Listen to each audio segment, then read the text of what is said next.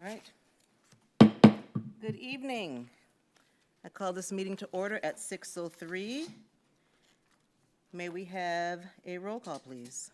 Kelly, Present. LaSalle, Present. Mikulski, Here. Sabatini, Here. Leaks May. Here. And approval of the agenda. Madam Mayor, I move to approve the agenda as stated. Support. All right. And I'll open it up to, all in favor? Aye. Aye. Any opposed? And now we have call to audience, where you can speak on anything on or off the agenda. You have 3 minutes, state your name and address, and I open call to audience right now.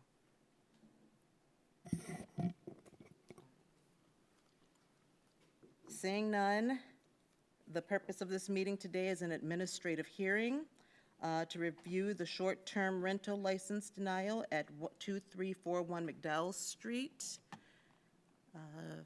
For this procedure, we will need to appoint an individual who will be the hearing officer. What is the title, Dan? I think that's fine, Okay. Madam Mayor. Okay. All right, and I have spoken with Councilmember Sabatini and asked him if he'd like this opportunity, so if there's no opposition. Your motion to that effect? Do I make the motion? Well, anybody could make a motion for Councilmember Sabatini to serve in the role as administrative hearing officer for purposes of the administrative appeal. So I've moved. never made an emotion before. Moved, okay. Is there support? Is there support? Support. All in favor? Aye. Any opposed? All right. We are opening it up for the hearing. Now, this is our first run at this, if anyone hasn't noticed, but Madam Mayor, I'm happy to try and assist in this. The proposed council agenda item would say that the administrative hearing, a motion to open the administrative hearing. I suppose that would be the first order of business, to open the administrative hearing. all right, so then I move, may I have a motion to open the administrative hearing at 6:06 PM? So moved. Seconded. And is this the purpose for discussion then? I- All in favor? Aye. Any opposed? All right, it is opened. So at this point, Mayor and Council, you, I know, are familiar with the nature of this matter. It is consideration and of a appeal of the decision of the rental ordinance enforcement officer's denial of a short-term rental license for the property at McDowell Street. At this time, and that particular decision was appealed to the city manager, and the city manager affirmed the denial of that short-term rental license. This is now an opportunity for certain evidence and facts to be introduced to council. I will handle the introduction of that evidence. At this time, I would call rental ordinance enforcement officer Sturts. If you could stand over at the podium. I'm going to remain here to ask my questions to you.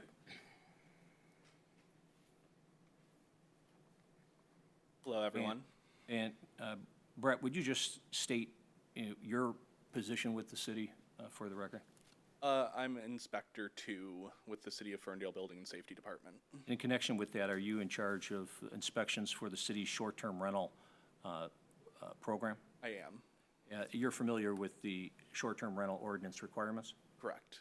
And are you familiar also with the property at 2341 McDowell? I am.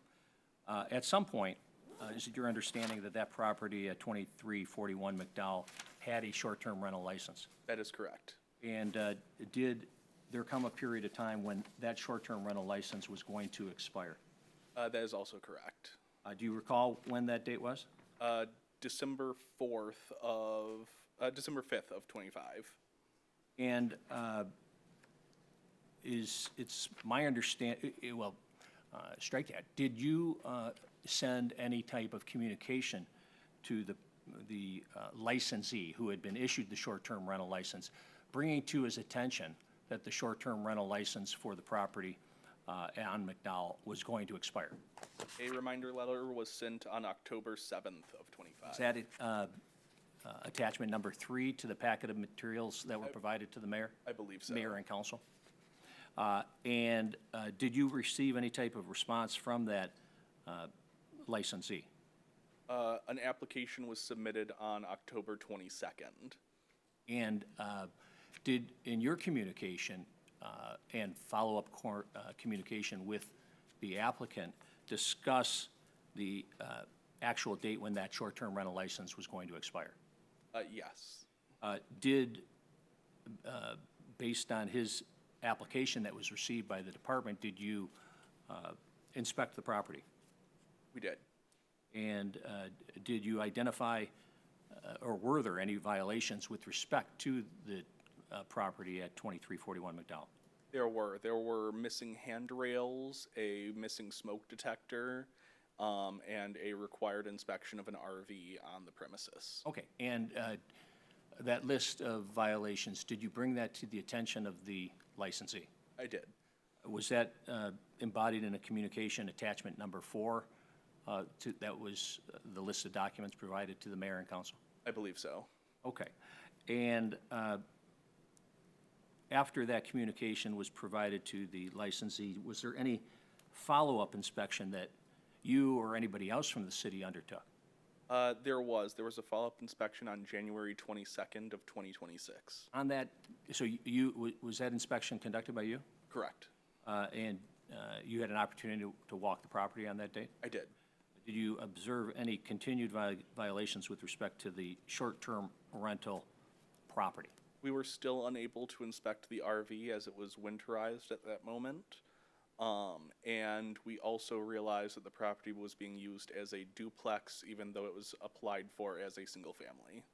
Did you send any follow-up communication to the applicant? We did. Would that have been dated on January 27th of 2026? That was, yes, And would that be attachment number 5 in the materials provided to the mayor and council? I believe so. I don't have the attachment numbers with me. Okay. Did you, in your communications, indicate a date by which the applicant needed to secure the short-term rental license certificate, or he would be unable to utilize the property as a short-term rental property? We did. Okay. And you recall the date that you indicated that the rental certificate had to be secured, the date after which he would no longer be able to utilize the property as a short-term rental without securing a license? February 4th of 2026, which was on the original reminder letter. Okay.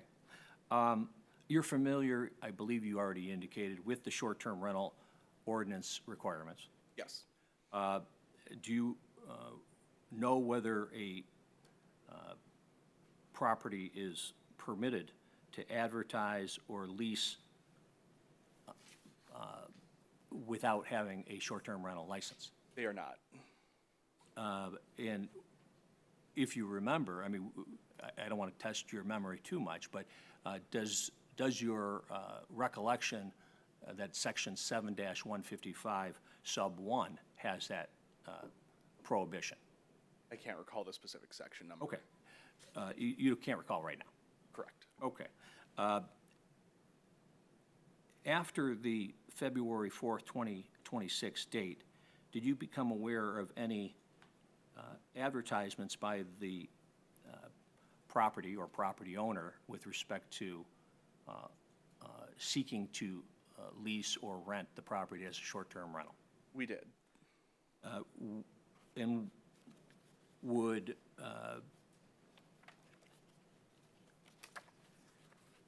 there was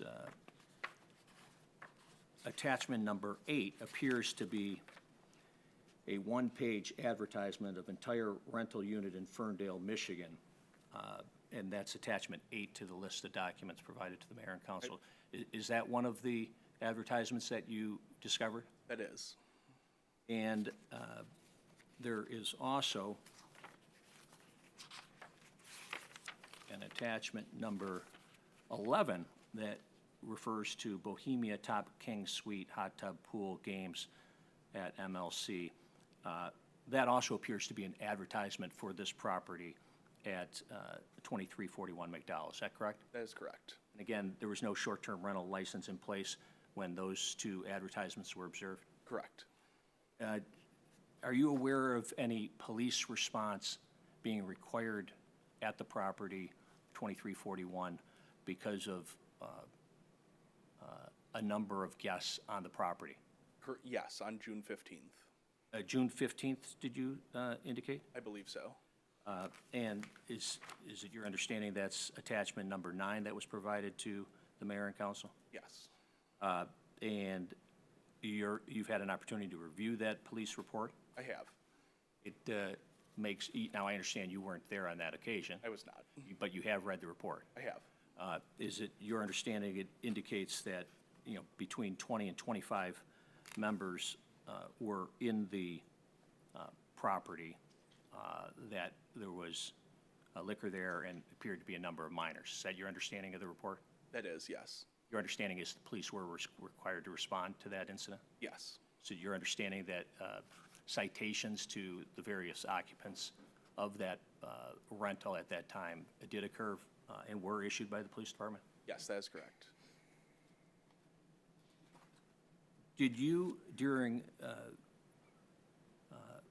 after you learned of the advertisements of the property as a short-term rental and the actual, apparently, the leasing of the property as a short-term rental, bring that to the attention of the applicant?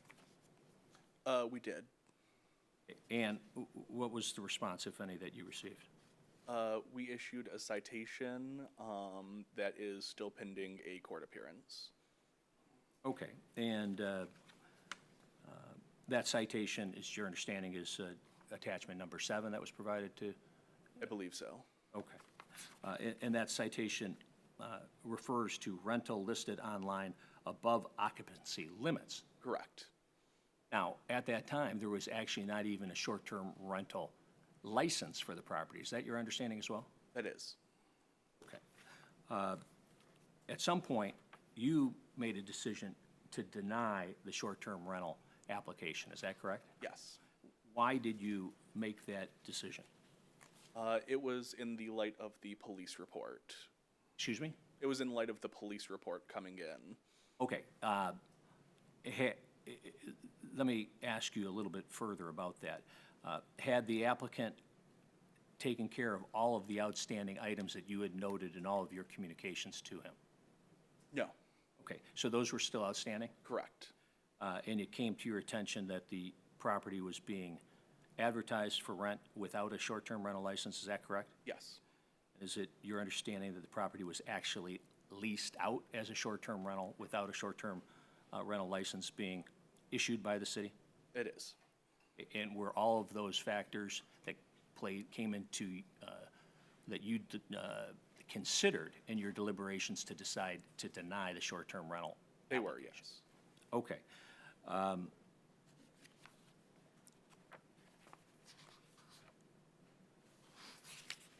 I don't have any additional questions for the witness at this point. This would be the time. Should there be any very narrow questions that the mayor or council would have for the witness, now would be the time to ask if you have something that's very pressing. Okay, without any further questions of this witness, I would thank the witness and allow, there's no planned additional proofs by the city with respect to this matter. The applicant and the appealing party is present in council chambers right now. He should be afforded an opportunity to provide his comments, should he wish to the mayor and council at this point. Sir? Through the chair, just so you're aware, the applicant has provided me with these, so I'm going to pass these down. Oh, okay. Just before you speak, then, maybe we get a chance just to each have a copy of this. Yeah, that's fine.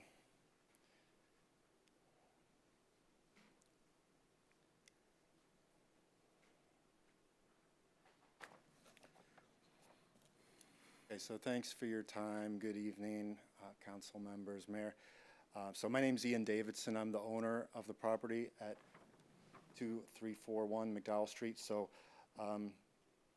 this is really my first opportunity to respond to the things that I've heard here now, and the first opportunity I've had to talk about the denial of the short-term rental certificate that I held. I've been an operator for over 10 years. So in Royal Oak, I have 7 listings, and so I've been operating successfully, adding value to the community, giving customers a safe space to get together, and the curling club next door in this case is utilized by this, and I feel like I add value here. Parties are the #1 concern and problem. So that night we did have a storm that passed through, and it knocked out my cameras was the issue. It was on a Sunday night. It was a low risk situation. Unfortunately, it turned into something worse. So I take responsibility for that, and that's something I try to avoid completely. We try to eliminate those bad actors from the whole system of short-term rentals, and they're forever banned from using Vrbo and Airbnb in this case. So it does happen, but I've only really had about 4 situations in over 10 years of operation. So I feel like I am working hard to be a responsible, compliant operator. I had a certificate issued in year 1, and that was working with the building department for my entire property. There was no mention of a special certificate for a duplex at that time, so I became aware of that very recently after everything was denied.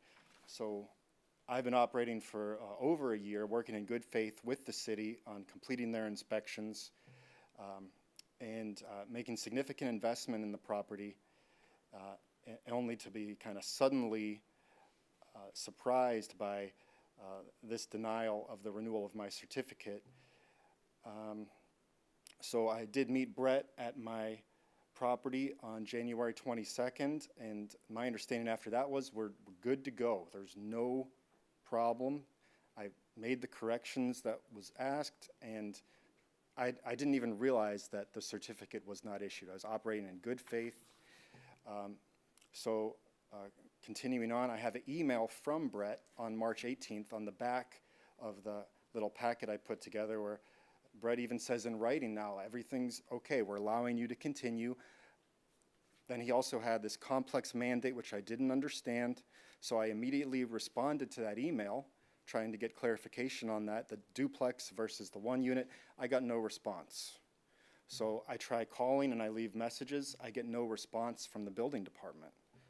So they're penalizing me for an expired license and an application due to their own delays.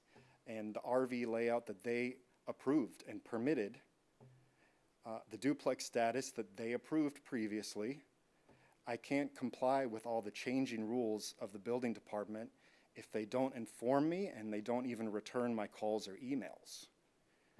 Okay, I've never been given a meeting or a venue to resolve this administratively.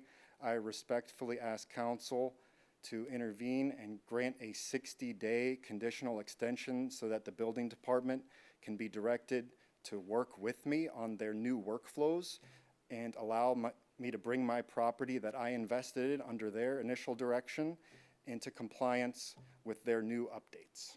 Thank you.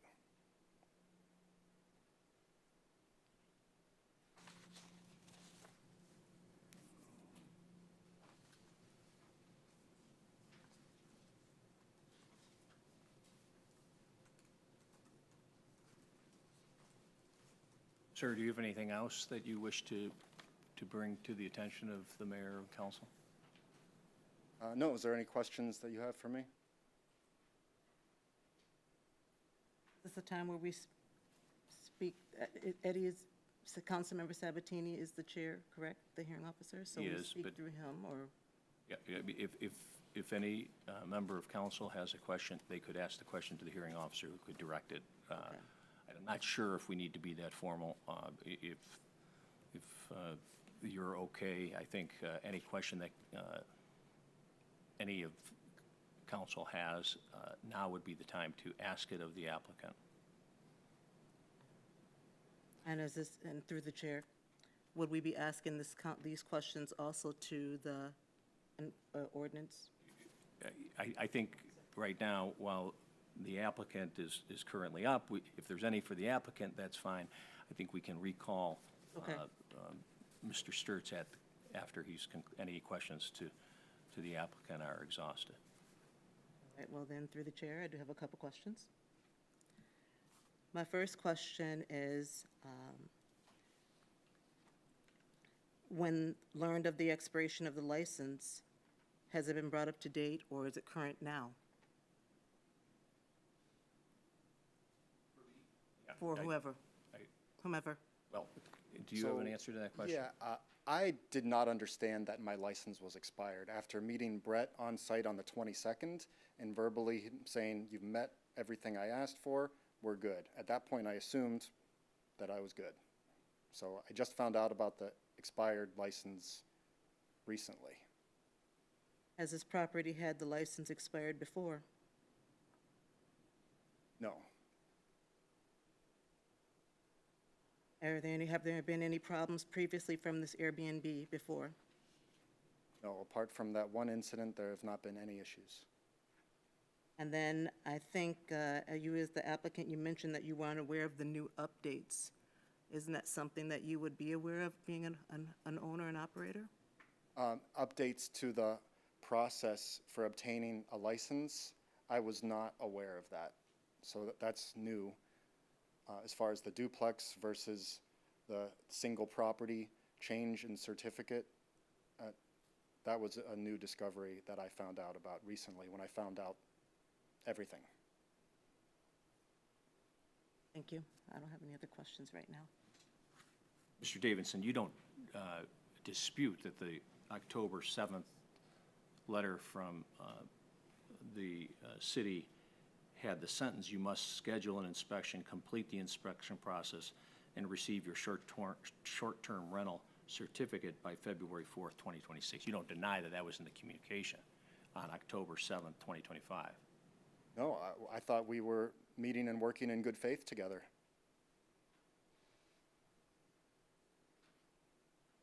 And what was the date of that communication? October 7th, 2025.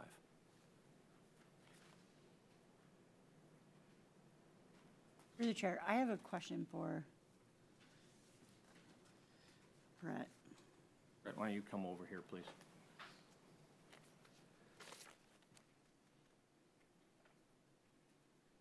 Hello. Hi. You'd mentioned that he did not fix the three things, correct?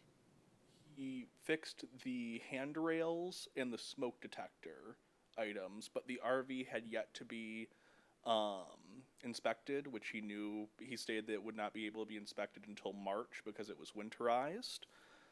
And then there was also a letter sent out with the duplex violation on January 27th, which I believe is in your packet. Yeah, and then that was dismissed at court? Is that, No, that was not dismissed at court. it wasn't dismissed? Okay.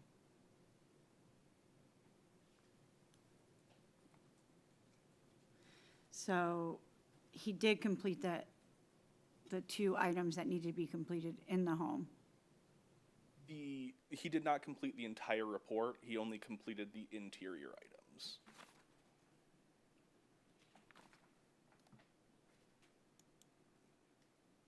Through the chair, if I may. Please. Do we allow RVs as rentals in our short-term rental policy? So not explicitly, we do not allow the storage of RVs on short-term premises, which was an initial violation. Mr. Davidson stated that it wasn't being stored, it was being used as part of the rental premises. And so after speaking with building official Loomis, we agreed that in good faith, we would inspect the RV and make a final decision once we were able to actually lay eyes on the interior of it, and see if it met code.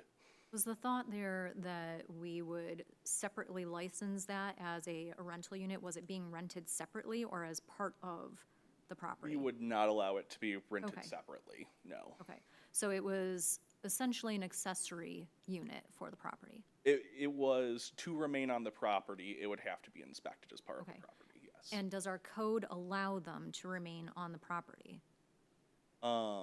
As long as it's not being stored. If it passed inspection, if it had proper, utility setup, it potentially could pass. So storage is a qualifier that means that that it doesn't have heat or cooling or something like that? I'm Correct. confused. Like if someone had an Airbnb and they just stored their camper on the lot while they, rented the property out and it was no one touch it, that would not be allowed in any situation.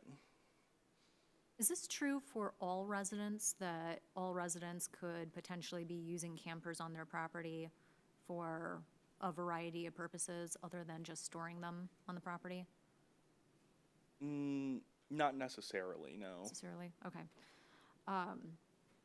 So has the RV been inspected at all? It has not. Okay. And do we know if the RV was ever separately used, so separately rented out in any way, shape, or form? I do not know. Okay. Is it mentioned on the listing, the Airbnb listing as part of the, It is, yes. okay.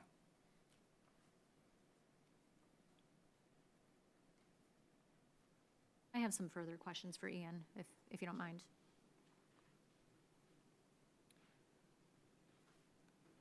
Did you continue accepting guests after the previous license expired? While I was working in good faith with Brett and the city, yes.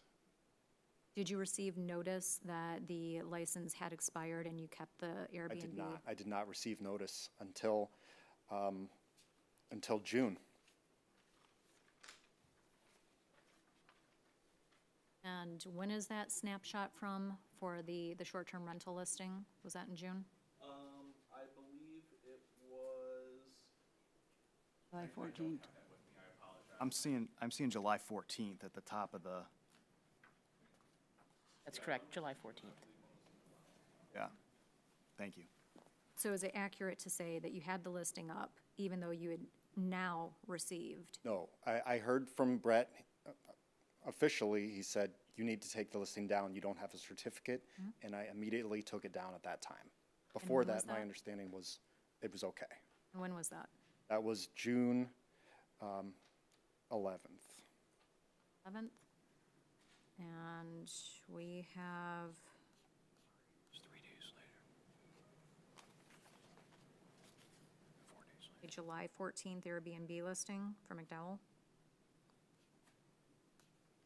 And let's see, that would be Airbnb. It shouldn't have been bookable if it was there, if it was still able to be searched without a booking, I'm not sure. So while you're looking for that, what was the date that you took it down? The 11th of June. Of June, and what was the date of the party? Through the chair, the police report, which is attachment number 9, references a date of June 15th of 2026. Okay. So is it accurate to say that you took the listing down because you knew that you couldn't list, but you did actually have an Airbnb guest stay I after don't- that? The party, not sure that was the accurate date, that June 15th. Because there was nobody, you know what, I'm sorry, I made a mistake here. So I actually, the date that I took it down,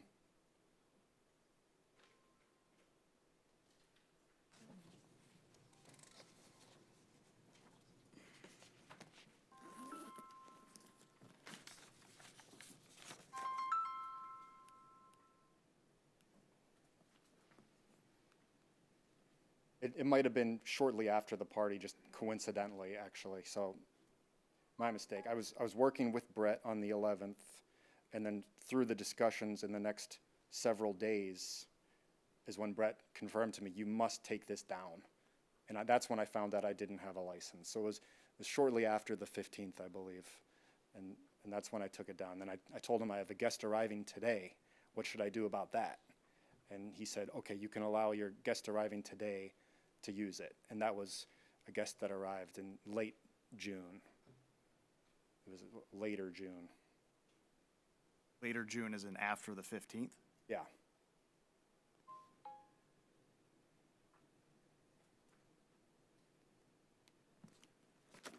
Mr. Sturts, is that your recollection? I don't recall this conversation. In the office here, upstairs?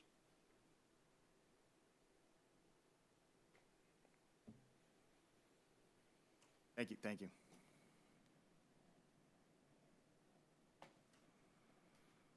Do you recall having a conversation with him that day? I do, yes. You just don't recall the details of it?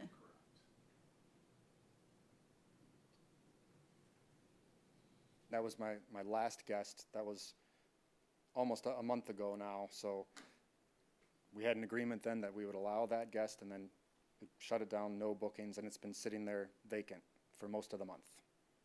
Were you utilizing the RV at that time, or was that still? No, nope, there's been no need to utilize the RV for a guest.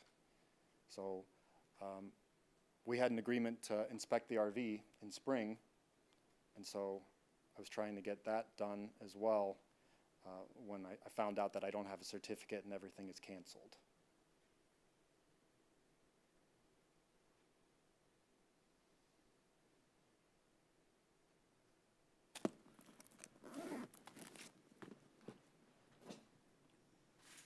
And so your date of when you acknowledged that you knew you could not rent out the property, what date was that? I don't have the exact date here, but it was 25th, about when you yeah, got the letter? it was around then, yeah.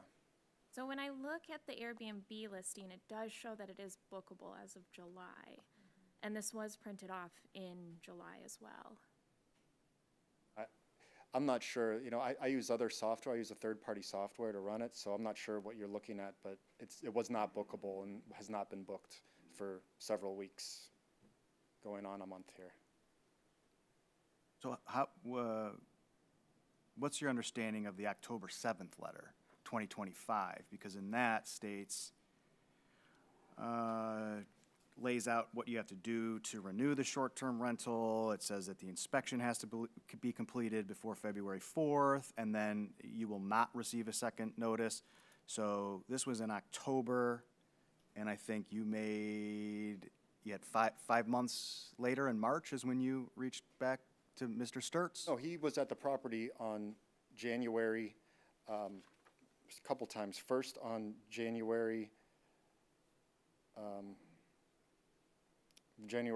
6th was the first inspection, and that's when we walked it together, and he said, you need to put handrails on and replace a battery and the smoke detector. Then he came back on January 22nd. I made another appointment, and then we walked it again, and he said, okay, all of these are complete, and you're good now. We'll look at the RV in the spring. Do you recall that conversation? I do, yes. Is that accurate? I just stated that we would need to inspect the RV once it was unwinterized. That's correct.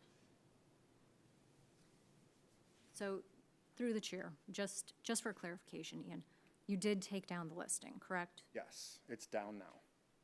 Can you see my laptop? Yes. Is that your listing? Yes. Okay. The listing is up on the Airbnb site book it? right now, yes. It's not bookable. I don't know, it shouldn't be It's bookable. saying $402 for 2 nights, and I went out into October so that I could see if that was available. Did you book 2 nights and go through with it? I mean, Wait, Did he do so he right said now? it wasn't even, he said the listing was down. This shows that the listing's not down. It's blocked. It shouldn't be bookable. I'm using a third-party software for it, so I've been trying I to. am able to book it Yeah, currently. unable? I am able to book it currently. I'd be surprised because I haven't had any Like bookings. a really nice hot tub for October 16th and 18th. I could book it right now. There's nobody requesting it, there's nobody inquiring, I haven't heard a peep, so I'm not sure how you're able to look at it. I can review my software again, but there's nobody requesting it. My Royal Oak, everything is full. This is busy season, everything that I do is completely full, and I have my team pretty busy just managing that. There's been no activity in Ferndale. I'm not sure how you're able to see it. It might be something in my software, I can take another look at that. The chair, what is the software? So I use Logify with Price Labs.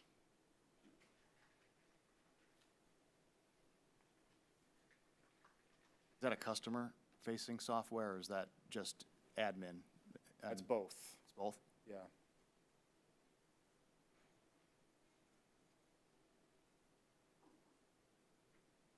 Mr. Sturts, do you remember the conversation or communications where Mr. Davidson Yes. said that he would take down the listing? You remember him saying that? Yes. That he would take it down, or that he would make, do you remember the? I don't remember Okay, the exact wording of it, okay, fair, thank you. but the ordinance does state is not to be advertised without license. Okay, thank you. Through the chair, so I just asked the Mayor Pro Tem what the occupancy was, and it says about 4 guests? 4, It is 5 guests. 5 guests. So I guess that brings me to the party of 25 guests. How did, I mean, you know your listing, so you know that that was way over than, Yeah, I found out about that after the fact, so unfortunately, you know, like I said, that parties are the #1 concern of short-term rental operators. We don't want parties. I had the camera and security system go down due to a windstorm the night before. It was a Sunday night. It was a situation where actually this customer booked for his cousin, and his cousin just, you know, didn't really follow direction with it. So it was a highly rated guest on the platform. It was a Sunday night, and I didn't expect it to be a problem. I couldn't believe we had a party on a Sunday night. But it's something I need to be more aware of, I guess, and making sure the cameras are more secure. I guess this might be for Brett. Were there any complaints, or maybe through, I don't see any officers here, but were there any complaints regarding this party We did receive by the neighbors? one call from the neighbors the next day, asking if we were aware of the party. And that is, I believe, what led into us getting the police report. Through the chair, there was a number of criminal citations that were issued as a result of the party. Were there any other issues with the police prior to this one incident? Not that I am aware of. Okay. If the RV, let's say, didn't get approved, are you able to remove that out of the listing and just do your Airbnb? Yeah, I mean, I'm open to following the process here. I just feel like I wasn't even given a chance to follow the process. Because his Airbnb, the things inside that were fixed. It was just the additional unit that was the issue. And then you had the one complaint, and then that's when you decided to move forward. He would also need to select one of the 2 units to be the short term. Because it's a duplex. Yeah, Okay. both units cannot be the Airbnb. I'm not sure, could you explain the fact that you weren't given the opportunity to bring things up to code? Because I mean, all the communications with Mr. Sturts going back to October 22nd, 2025 suggest otherwise. Well, just that I feel like I did work in good faith to bring everything up to code, to have everything denied and shut down on me. And the change from the full property the previous year to a duplex the next year, and it's just a lot of changes that I'm finding out about on the fly, and I'm not able to correct them. You know, right now it's been vacant for almost a month. So it sounds like I mean, just based on these attachments here, there was the opportunity, and I think that there's some disconnect that I'm having, because I'm wondering how much of it is the Logify software, and maybe you just weren't hands-on enough with this particular property and weren't on top of these communications, and your team didn't get the... Brett? The communication with Brett, you mean, or the city? But he did update the two items. I mean, he did update them, right? And then he was told they would inspect the other property after I it was thought we were good. winterized. My communication agreed from to Brett that. on January 22nd was, "You're good. We'll talk again in spring." And then I get a ticket from him in spring saying, "Everything's shut down, never mind." Mr. Sturts, Councilmember Kelly said he fixed the items. My understanding was he fixed some of the items. Correct. I sent a second violation letter on the January 22nd, I believe. About the RV that was winterized, that he couldn't get into at that time. And didn't you mention the outdoor, the hand railing on the deck? Was that? That was completed. That was completed, okay. And through the chair, did that also include the duplex issue at that time? The letter did include the duplex issue, which was not resolved. Okay. It still is not. So it's more than just the RV issue. It is also inclusive of a duplex issue that remains outstanding. The duplex issue I just found out about very recently, so I Yeah, got that's the not even email. anything in here we're talking about, right? It was about the RV. That's not in his, that's in your packet. Mr. Davidson, doesn't the January 27th correspondence say duplexes must be registered as two separate units, and that these violations are to be corrected and a final inspection scheduled by February 22nd of 2026? I met with him on the January 22nd, and everything was good This to letter go. is January 27th. I didn't get a January 27th letter.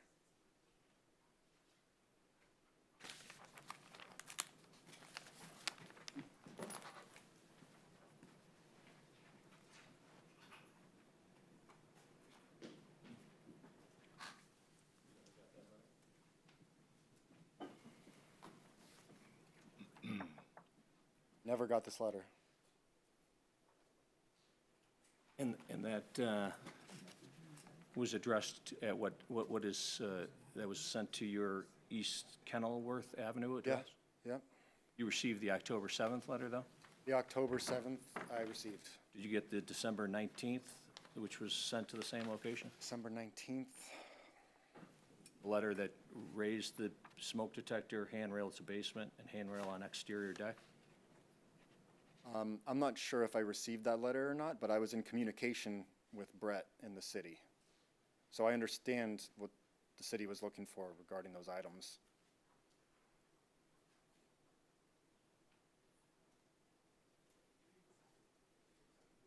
Through the chair, may I, it looks like there was a civil infraction received on, is that April 14th of this year? Is that, wait, am I looking at the wrong? is that- Yes, that was issued by Mr. Sturts on that date. Okay. And that was because the rental listed online was above occupancy limits at that time? Correct.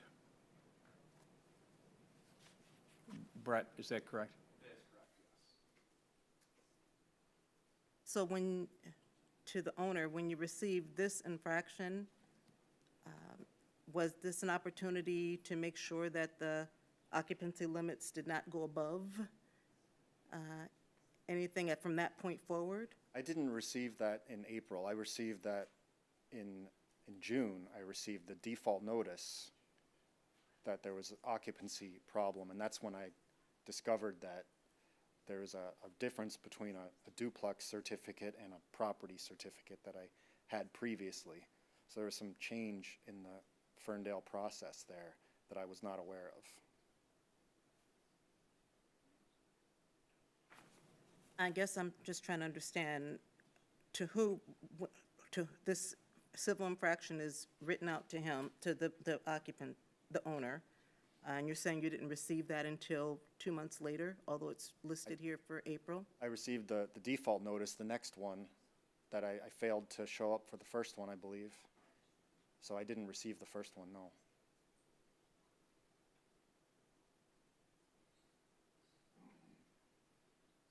the chair, how long have you owned this property? So, almost 2 years, Okay. Is this your first time going through the process? which, with The city short-term council? rental process, yes? No, It the was already short-term approved, applic- right? Okay, so you were approved initially, and then this is Yes. your first time renewing? Yeah, right, it's my first renewal, yes. Okay. And you were approved as a duplex originally, Originally, I was approved as the entire property. and then the process changed, is that correct in that? I actually had to investigate, between the January inspection and the letter going out, because it was not listed as a duplex. It was being rented out as two separate. Brett, we need to approach the podium just to make sure everybody on council can hear. Brett, are you indicating that the process didn't change? The process did not change. We were City was unaware- not aware that it was a duplex? Is that the, Correct. and you brought the issue to the attention of Mr. Davidson that he needed both units to be Separate, yes. separated? You didn't notice that when you did the first approval? Correct. I was, I did the, follow-up inspection on the initial, the 2025 certificate.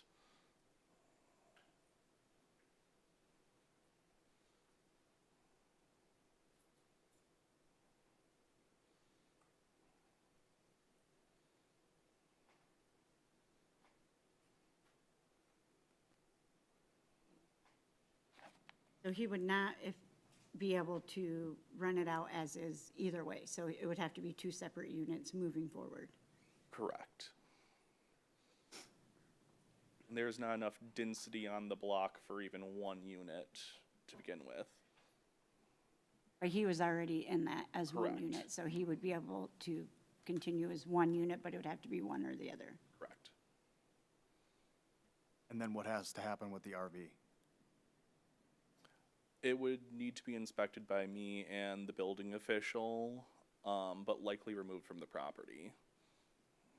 Brett, given what you just stated, it would have to be a separate short-term rental, should it be fully connected, correct? Correct. And since the capacity on that block has met, it would not likely be approved, given the language of the ordinance? Very unlikely. It would need to have no sleeping areas, no, ability for it to be used as any format of staying there overnight. Even as a part of the duplex? Correct. I'm curious, do short-term rentals, do they have any parking requirements for the amount of accommodations they can take? I don't believe so. So like if you Airbnb listing is for 5 people, you gotta have one spot, or what? Yeah, I don't believe there is any Okay. parking requirements specified in the ordinance. Through the chair, there is regulation about not parking on streets, alleys, or highways, and not encroaching on neighboring property. So there is regulation regarding parking in the short-term rental ordinance. Thank you. Which the RV could potentially be hindering right now, but, okay. Brett, since you're at the podium, Yes. remind me again, is it 2 occupants per bedroom? That is correct. Okay. So if the listing that is currently up says 5 guests, again, it would be in violation of our policy? Yes.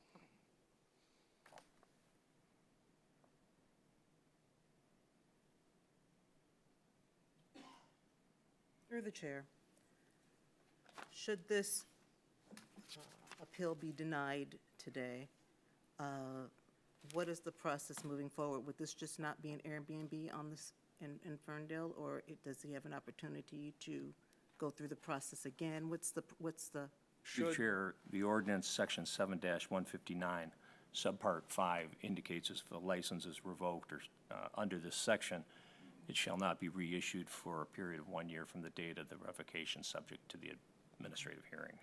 ordinance, which is what's happening currently.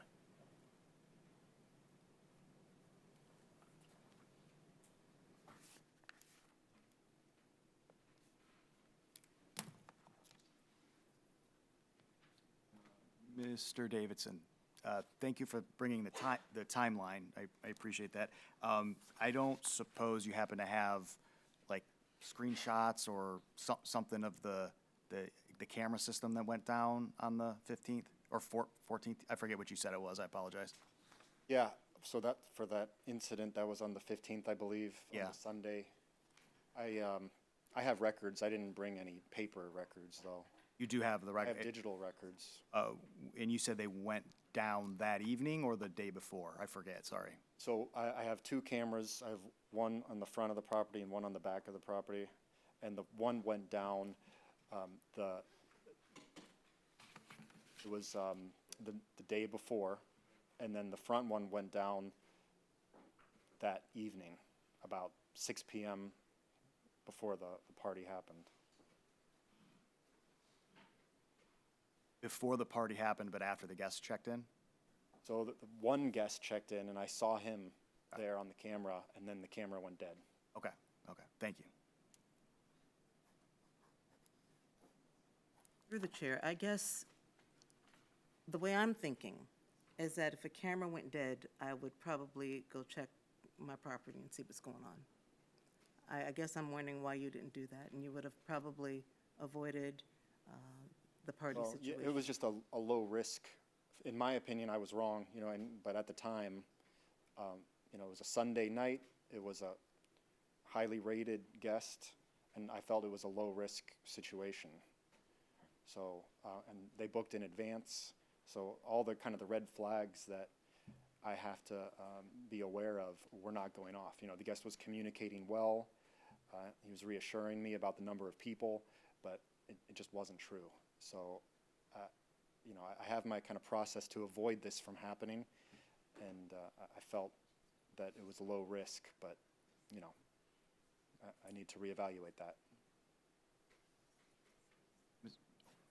Through the chair, would it be if a Airbnb short-term rental has one incident with the police, one party per se, would that be a reason to deny their license?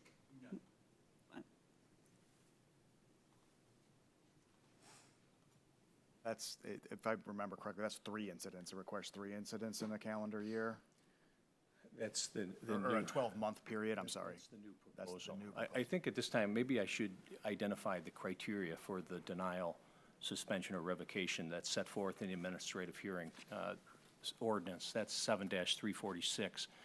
Denial, suspension, or revocation of a license may be based on a finding that any of the following conditions exist. The licensee has failed to meet the requirements of an application or falsified any portion of the application. Licensee has engaged in any violation of the licensing ordinance.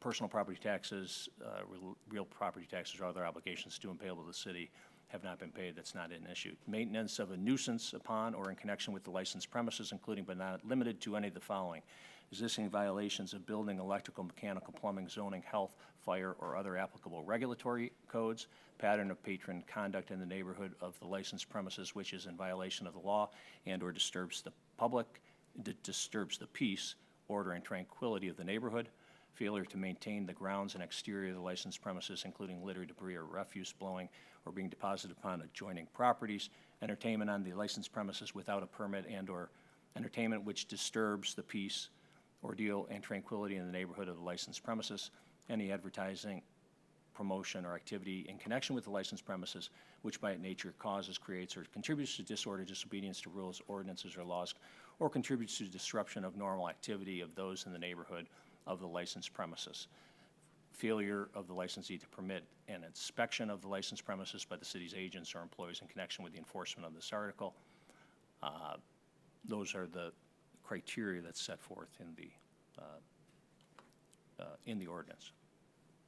You said that really quickly, so just briefly, so was it 4 of those that were in violation approximately? Well, there, I believe it's, through the chair, there was a number of assertions made in the materials that were provided to council. You know, the applicant has, challenged some of those, but in the materials provided by code enforcement, there was a number. I don't have the exact number. I think it may exceed that number that you just referenced, but some of them certainly are challenged by the applicant. So the main ones that were on the denial letter from the building department were there's no certificate. I had the understanding that I did have a certificate after meeting with Brett on the property, saying, you're good to go. And then the email that Brett sent saying, you're good. So he sent an email in March saying everything's fine. So I didn't know that I didn't have a certificate. That was a surprise. And the same with the 16-person occupancy limit. That was a change from the previous year. The previous year it was allowed. This year it's not. So again, I felt like I was operating in good faith, and there's been some changes now that I'm trying to get caught up to. Brett, did you at any point indicate to Mr. Davidson that he didn't need to obtain a short-term rental certificate? No. In your discussions with him, though, did you go back on your October 7th letter, which noted that he needed to receive his short-term rental certificate by February 4th? No. And if there is one, it would be on record filed with the clerk's office? Is that something that we do for short-term rentals? There's an actual certificate? There's an actual certificate that we print and sign. Okay. And send to the person that applied. The certificate has to be posted, isn't that correct? It is supposed to be posted on the property, yes. And there was one prior to, okay.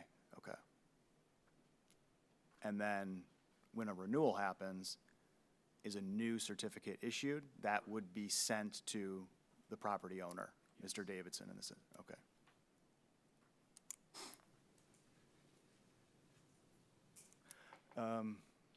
Mr. Davidson, do you have other Ferndale short-term rentals? No, I do not. This is the only one.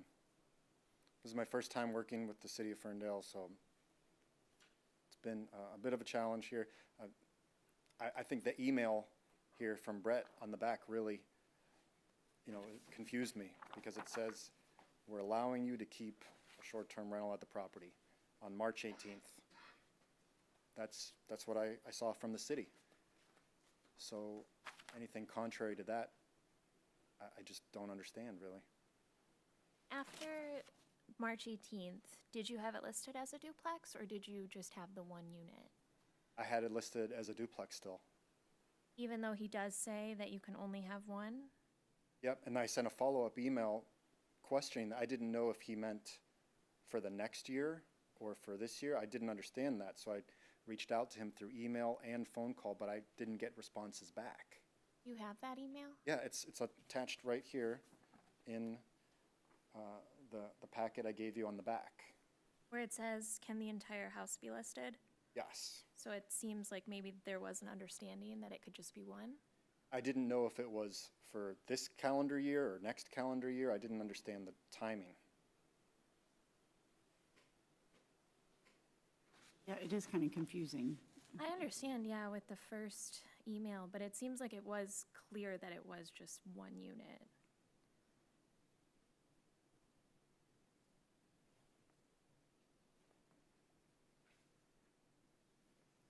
And so then after this response, or the lack of response that you got, you were given the formal citation that you didn't receive, and then the official letter as well.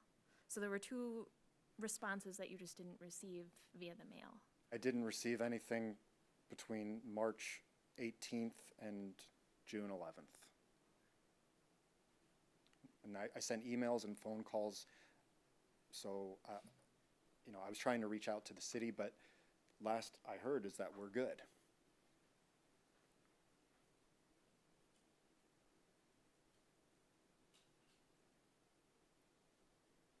Through the chair, at any time, did you try to come up to the actual city to speak with someone? During that period, no.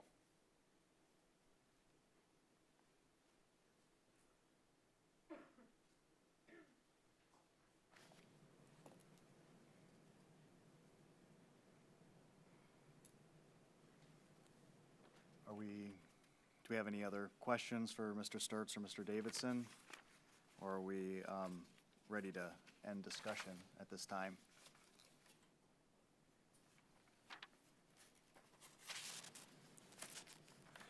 You should close the Yeah, I guess at this time, we will close the hearing. Thank you. Thank you, Mr. Is there a Davidson. motion to close the hearing? So moved.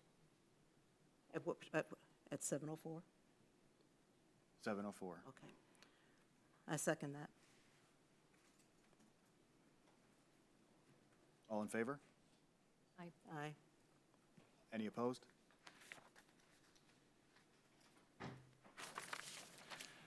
Is there a motion? At this time, through the chair again, at this point, council needs to decide what action, if any, it wishes to take. There's a proposed motion in your material that's part of your agenda summary document that council needs to decide whether it wishes to entertain or not. So it reads, to deny the licensure appeal on the basis of findings per section 7-346, and to instruct the city clerk to prepare a resolution with statement of findings consistent with section 7-347 to be brought back to council for its consideration within 30 days. And through the chair, that time period is set forth in the ordinance. All right.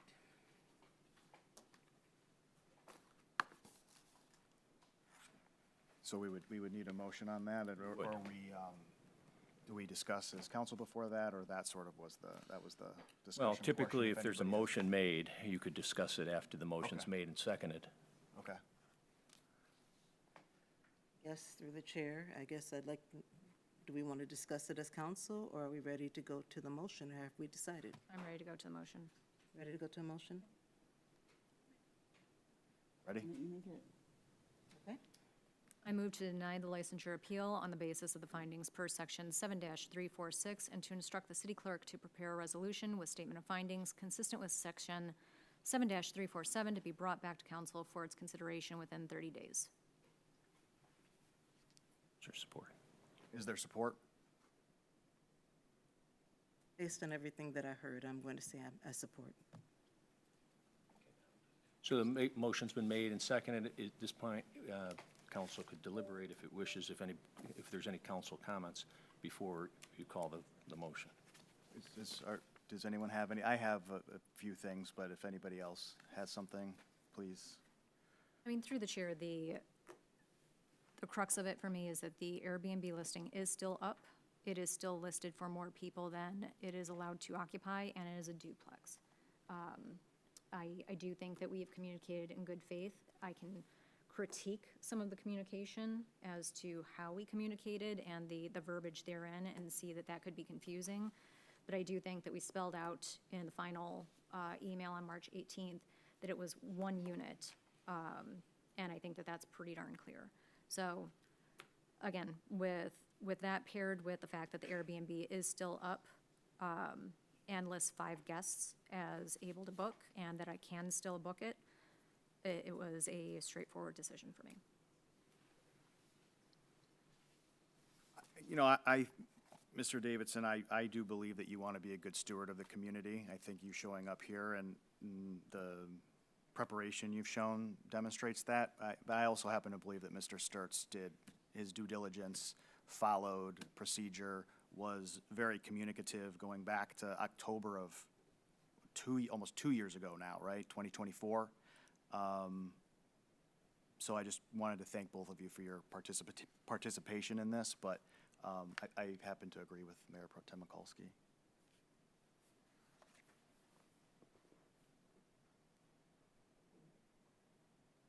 I guess we'll do a call. When you want to do roll call. Mikulski, Yes. Leaks May, Yes. Kelly, Yes. LaSalle, Yes. Sabatini. Yes. Motion carries. Thank you.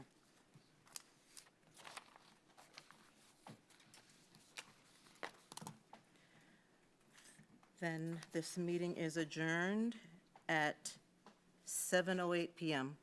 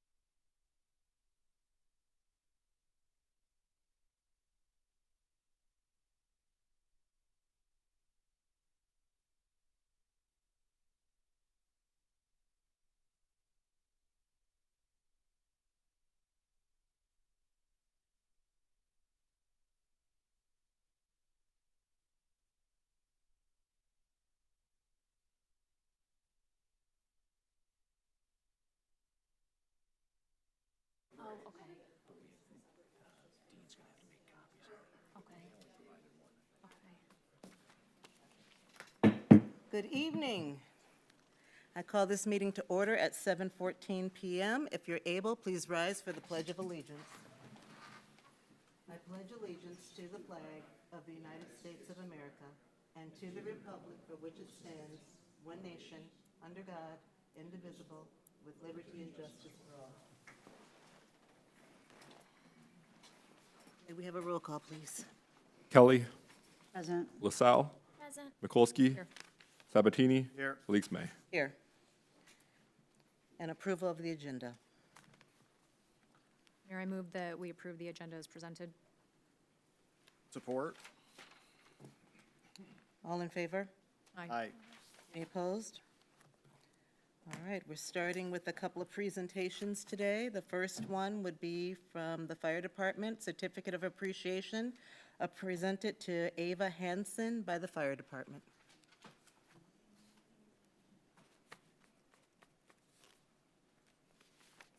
Good evening, Mayor, Council.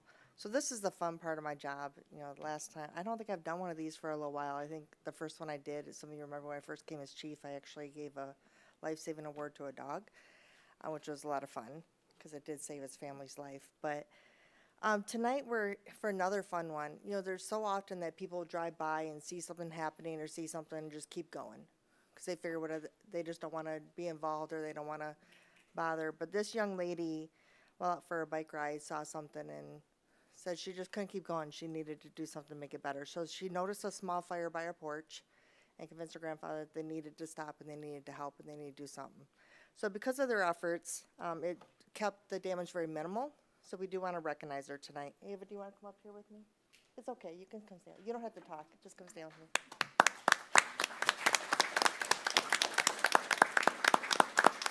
Certificate of Appreciation is awarded to Ava Hansen in recognition of extraordinary calm, courage, and helpfulness during an emergency on July 2nd, 2026, on McDowell Street in Ferndale, Michigan. By remaining composed under pressure and assisting members of the Ferndale Fire Department, Ava demonstrated remarkable maturity and a strong commitment to the safety of others. Ava's actions reflect the highest values of community service and fire safety. The Ferndale Fire Department and the community are deeply grateful for Ava's bravery and helpful conduct. Congratulations, Ava.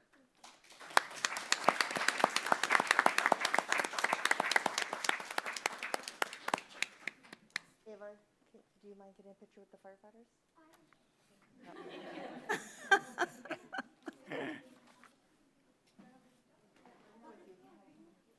Aw.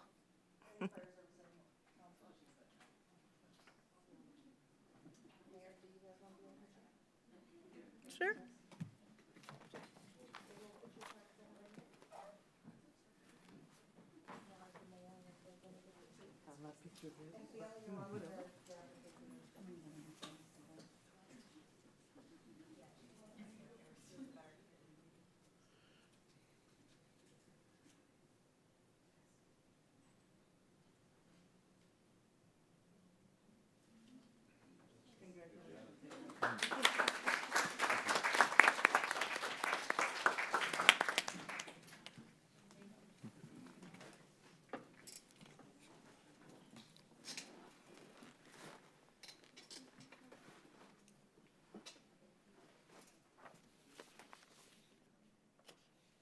Ava, just remember when you come back, be sure to apply with the city of Ferndale when you become a firefighter, okay?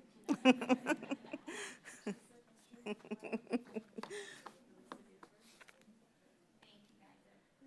a good night. Have a good night. All right, which one would take the, I wonder if we should switch. I don't know how long CPAR will be. We'll keep in order. All right. All right. Next up, we have the Citizens Police Advisory and Review Board, CPARB for short, their annual report. Hi, Hi there. Dawn Widman.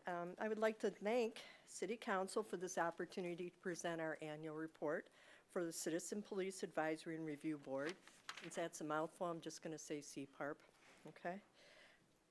Oh, I did it. All right. Okay. Sorry, I was a little concerned as a boomer. These are our board members, and these are the our terms and the positions that they are in. I would like to introduce, we have Mindy Couples here, and who's our vice chair, and we have Nadir I know how to say it. Omawali, my God, I am nervous though too. Who is our secretary, does a phenomenal job. I would just like to note that it's a very eclectic, diverse group of people, and they each have amazing strengths that they bring to the table, and it's leads to a very cohesive working group. We play off each other and in discussions, and it makes it a very exciting board to be on, and I appreciate what everybody brings to the table there.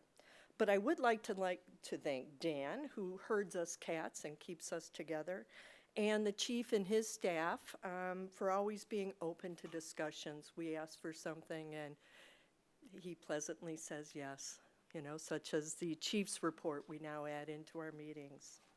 So, all right, for those who are not familiar with CPARP, in 2023, City Council approved the creation of it. And in there, we are tasked with doing police conduct complaints, or PCCs, and response to resistance, or we call R2R. So the biggest thing is we wanted to make sure we met timely and met the needs of the community. So we meet monthly, even though the ordinance only requires us to meet quarterly.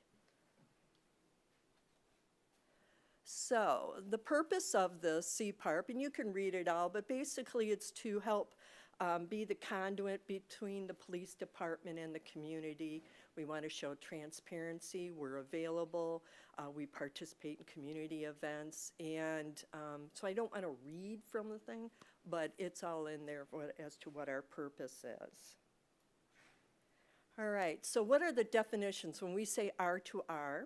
It is defined as any physical interaction that occurs between a police officer and somebody who they are involved with, okay, through an arrest or whatever situation that is. We review all R2R reports. And then we have citizen complaints. These can come from anybody, and they can come through in person filling out the form. There's on the police department's website, you can fill it out. You can fill it out anonymously, and we review all those as well. The next thing that we do is appeals. If somebody processes a citizen's complaint through the police department, we review those as well, and we have held, it's quasi-administrative hearings on the matter where we hear what the citizen has to say and what the police department has to say, and then we make a recommendation on that. But the good thing I want to say about the appeals is we worked really hard to develop an SOP on this, so we maintain consistency, conformity, and so we're doing the same process in every appeal that we hear, which is not a lot, but still, we wanted to maintain a standard.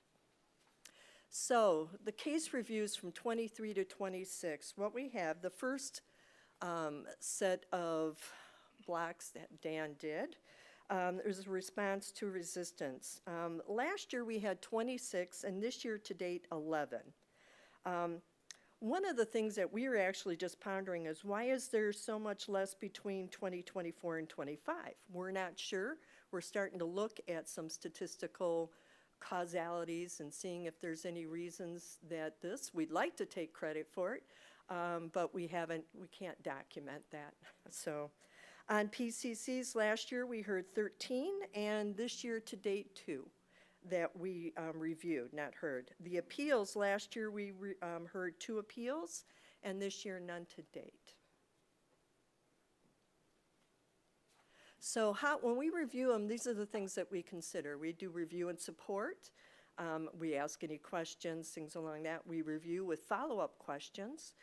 We hold and request for more information. We support with recommendations, or review and create a resolution to the police chief and the city manager. The one thing that we have not done is number 5 yet. That has not occurred. So response to resistance from 26 to 23. In 2026, we have reviewed 11 to date. I'd like to note that whenever we're reviewing these, if there are issues or something occurs, then that is one of the policies or areas we will review with the chief and see how that contributed to something. And when I talk about what our policies that we discussed, I'll give you an example then. But the first year in 2024, this is the first year we had a standard operating procedure for our R2Rs and that we developed. And so we were very, and we've maintained that standard, tweaked it as necessary. But it has been a good standard of evaluation for us. So some of the policies we reviewed, body-worn camera. Where are they being worn? Are they being worn in the lobby? Are detectives wearing them? Things along those lines we wanted to know, and so we reviewed that policy.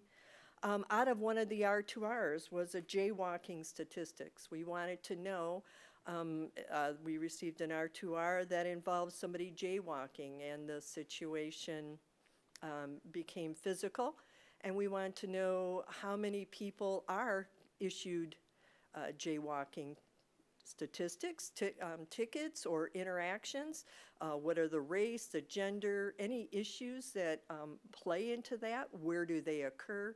So we looked at all that, and I want to thank Nadir for bringing that one up. We reviewed the TASER policy. We've met with the Core Co-Response Program overview staff and how they contribute to the police department. We reviewed the policy on pursuits. From R2Rs, we definitely have discussed mental health matters. There's some months where every R2R we deal with has a mental health component. And unfortunately, some of them are I would call frequent flyers as somebody who works law enforcement. It's a repeated interaction with the same people. But still, so we do review them. So we address the mental health procedures. And also the school intervention policy. Again, the officers are requested to go to a school that's in our city but in another district. And so we've been, and then the chief has been actively working with the school district and trying to set up procedures for that process. And then, of course, the license plate readers. We reviewed that policy. So what have we accomplished so far for the fiscal year 26? We secured funding to install a pet microchip reader outside of City Hall. We held an event. It was the world's worst weather. And so we only microchipped 5 dogs, but we did have a car full of donations, and so I was happy with that. We received all the microchips were donations, and so we are going to have another event and microchip and register as many Ferndale pets as we can. We met with the Oakland County Health Network to understand their roles in police response operations and offered to provide whatever assistance we can in that. We updated the citizen complaint policy to ensure all PCCs are reviewed by CPARP. There's been a couple instances where we said, oh, we'd like to know this, and it's out of our purview. So we have contemplated asking if that's some areas that could we add into our responsibilities, but we haven't done that yet, but just be prepared. Then we have NACO membership obtained for all our board members through a grant, and we work with the police department and Citizens for a Fair Ferndale regarding innovations in community policing, is that a word? Policing, oh my God, thank you, Jesus. Okay, the next thing we've done, community engagement-wise, it was a very important role for us to be more active in the community. So we have represented at multiple Fair Ferndale meetings focused on engaging community residents and businesses and seeing what's working and where areas that can be improved on. Dr. Gruber, one of our board members, presented at Fern and Learn. We've attended police auxiliary recognition dinners, participated in Police Week observance, and addressed City Council regarding license plate readers. So what do we want to do in the next year, fiscal year? We're going to be working with the consulting company to do the racial equity assessment, which will provide an in-depth review of police department policies. We're going to create improvements that create efficiencies and cultivate a path for any future board members. We're really trying to actively work on consistent processes within our board. Being a new board, we still get to do that, and that has been helpful for all of us. Continue recommending policy, procedure, and ordinance revisions as determined through our regular business actions.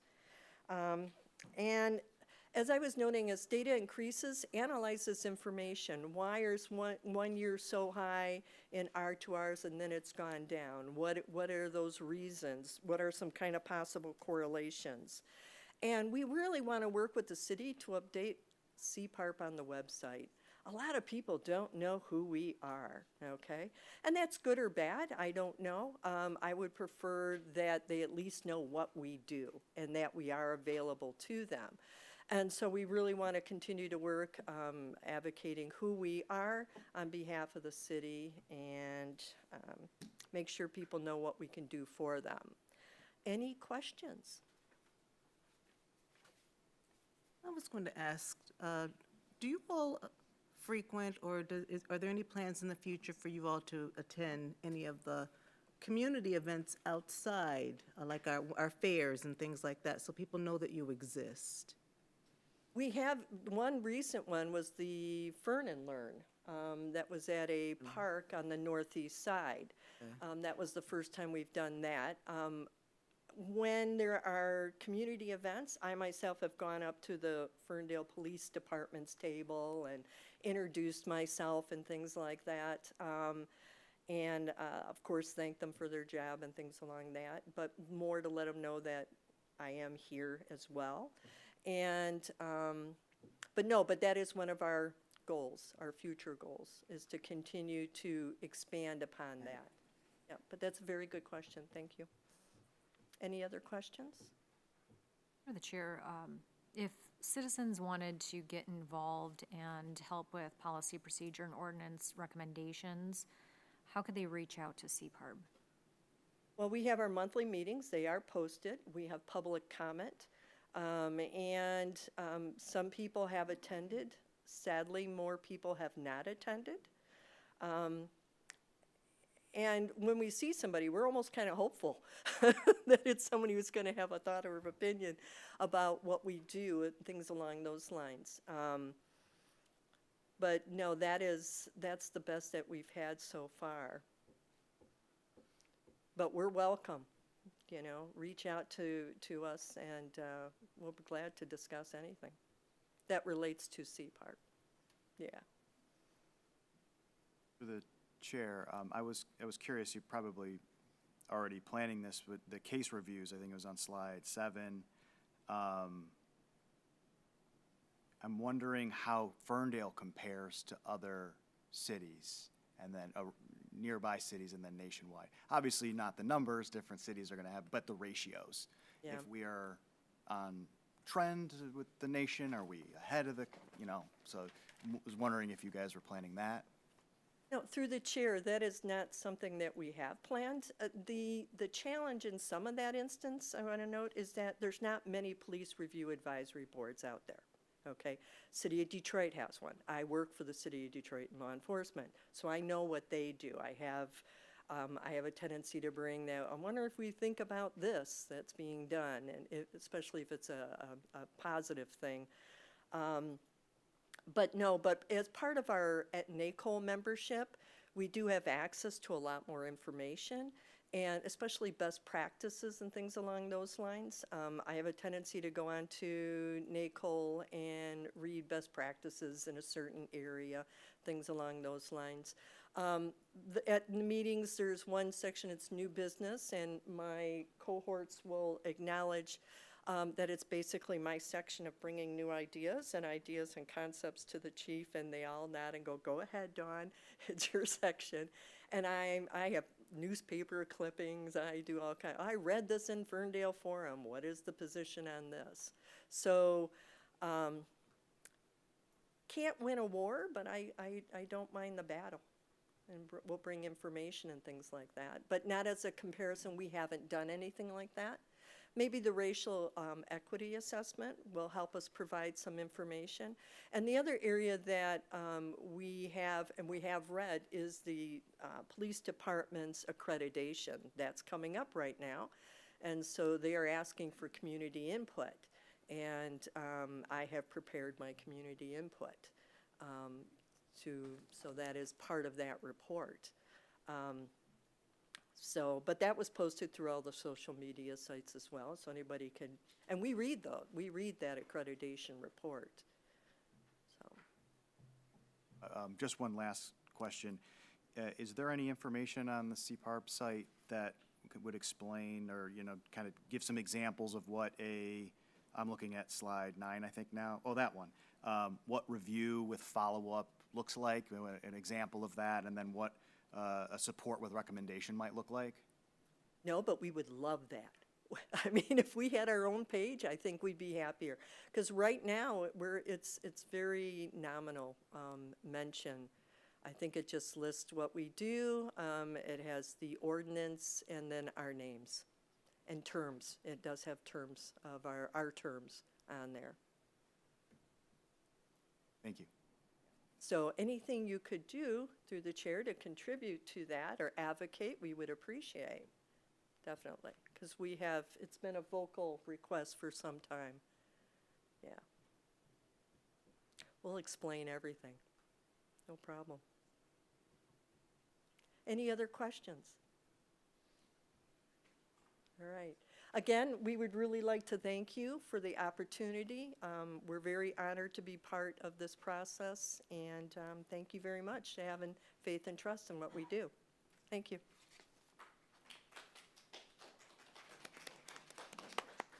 Will you pass it to Eddie, please? Oh, yeah, thank you. Thank you. All right. Next up, let me just get out of this and get into what I need to get into. Next up, we have our next presentation will be the Ferndale Accessibility and Inclusion Advisory Commission's Accessibility Annual Report and Award Presentation. Yes, thank you so much for having us tonight at Council. We are the Ferndale Accessibility and Inclusion Advisory Commission.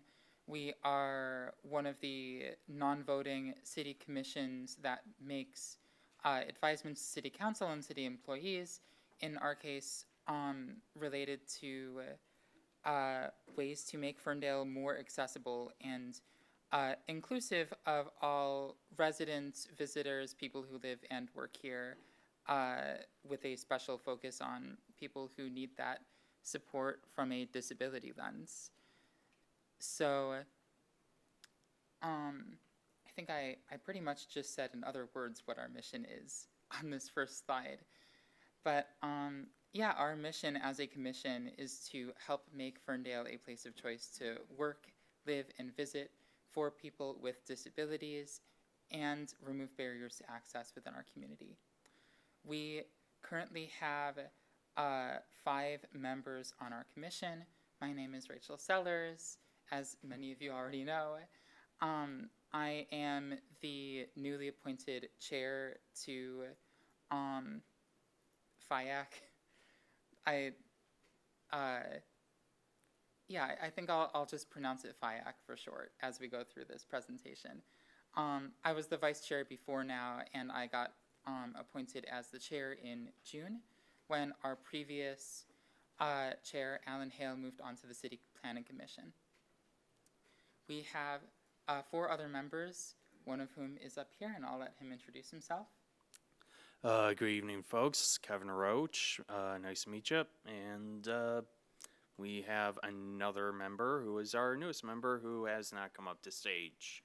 But he is here, and we want to give him a call out. So that is Simon Cohen over there wearing the mask. But yeah. Welcome aboard, Simon. Yeah.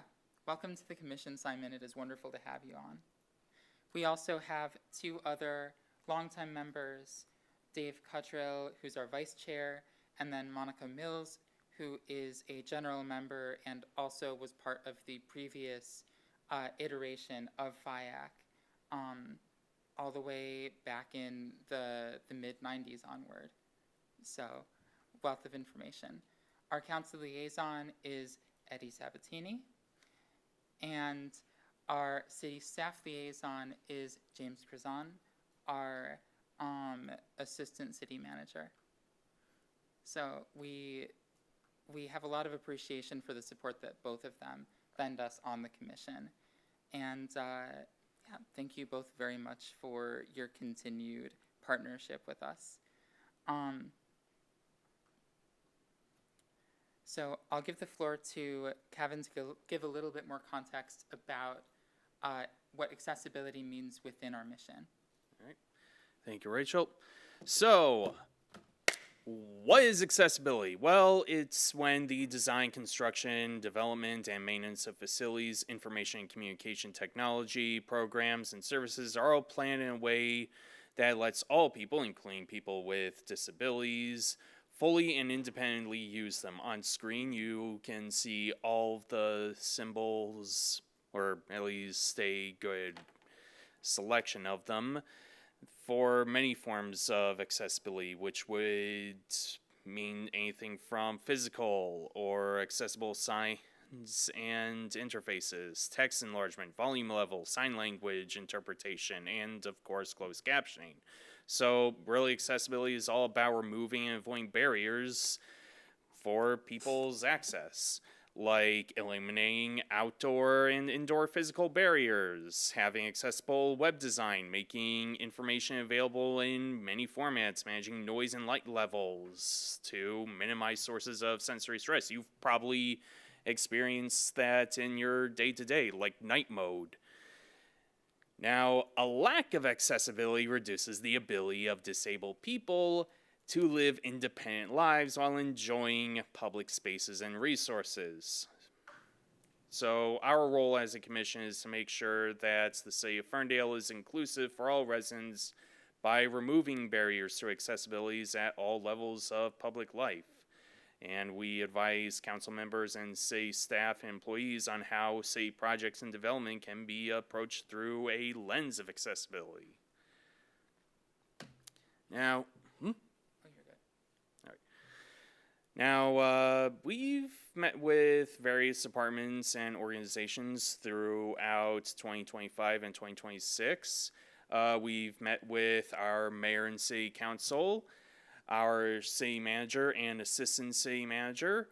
We've met with the building official, the Community and Economic Development Organization, Downtown Development and Authority, Parks and Recreation, Ferndale Pride, and the Disability Network of Eastern Michigan. Absolutely. Yep. And yeah, keeping up those lines of communication and those connections with different city departments is something that's very important to us, because accessibility is something that permeates through every single facet of life in Ferndale.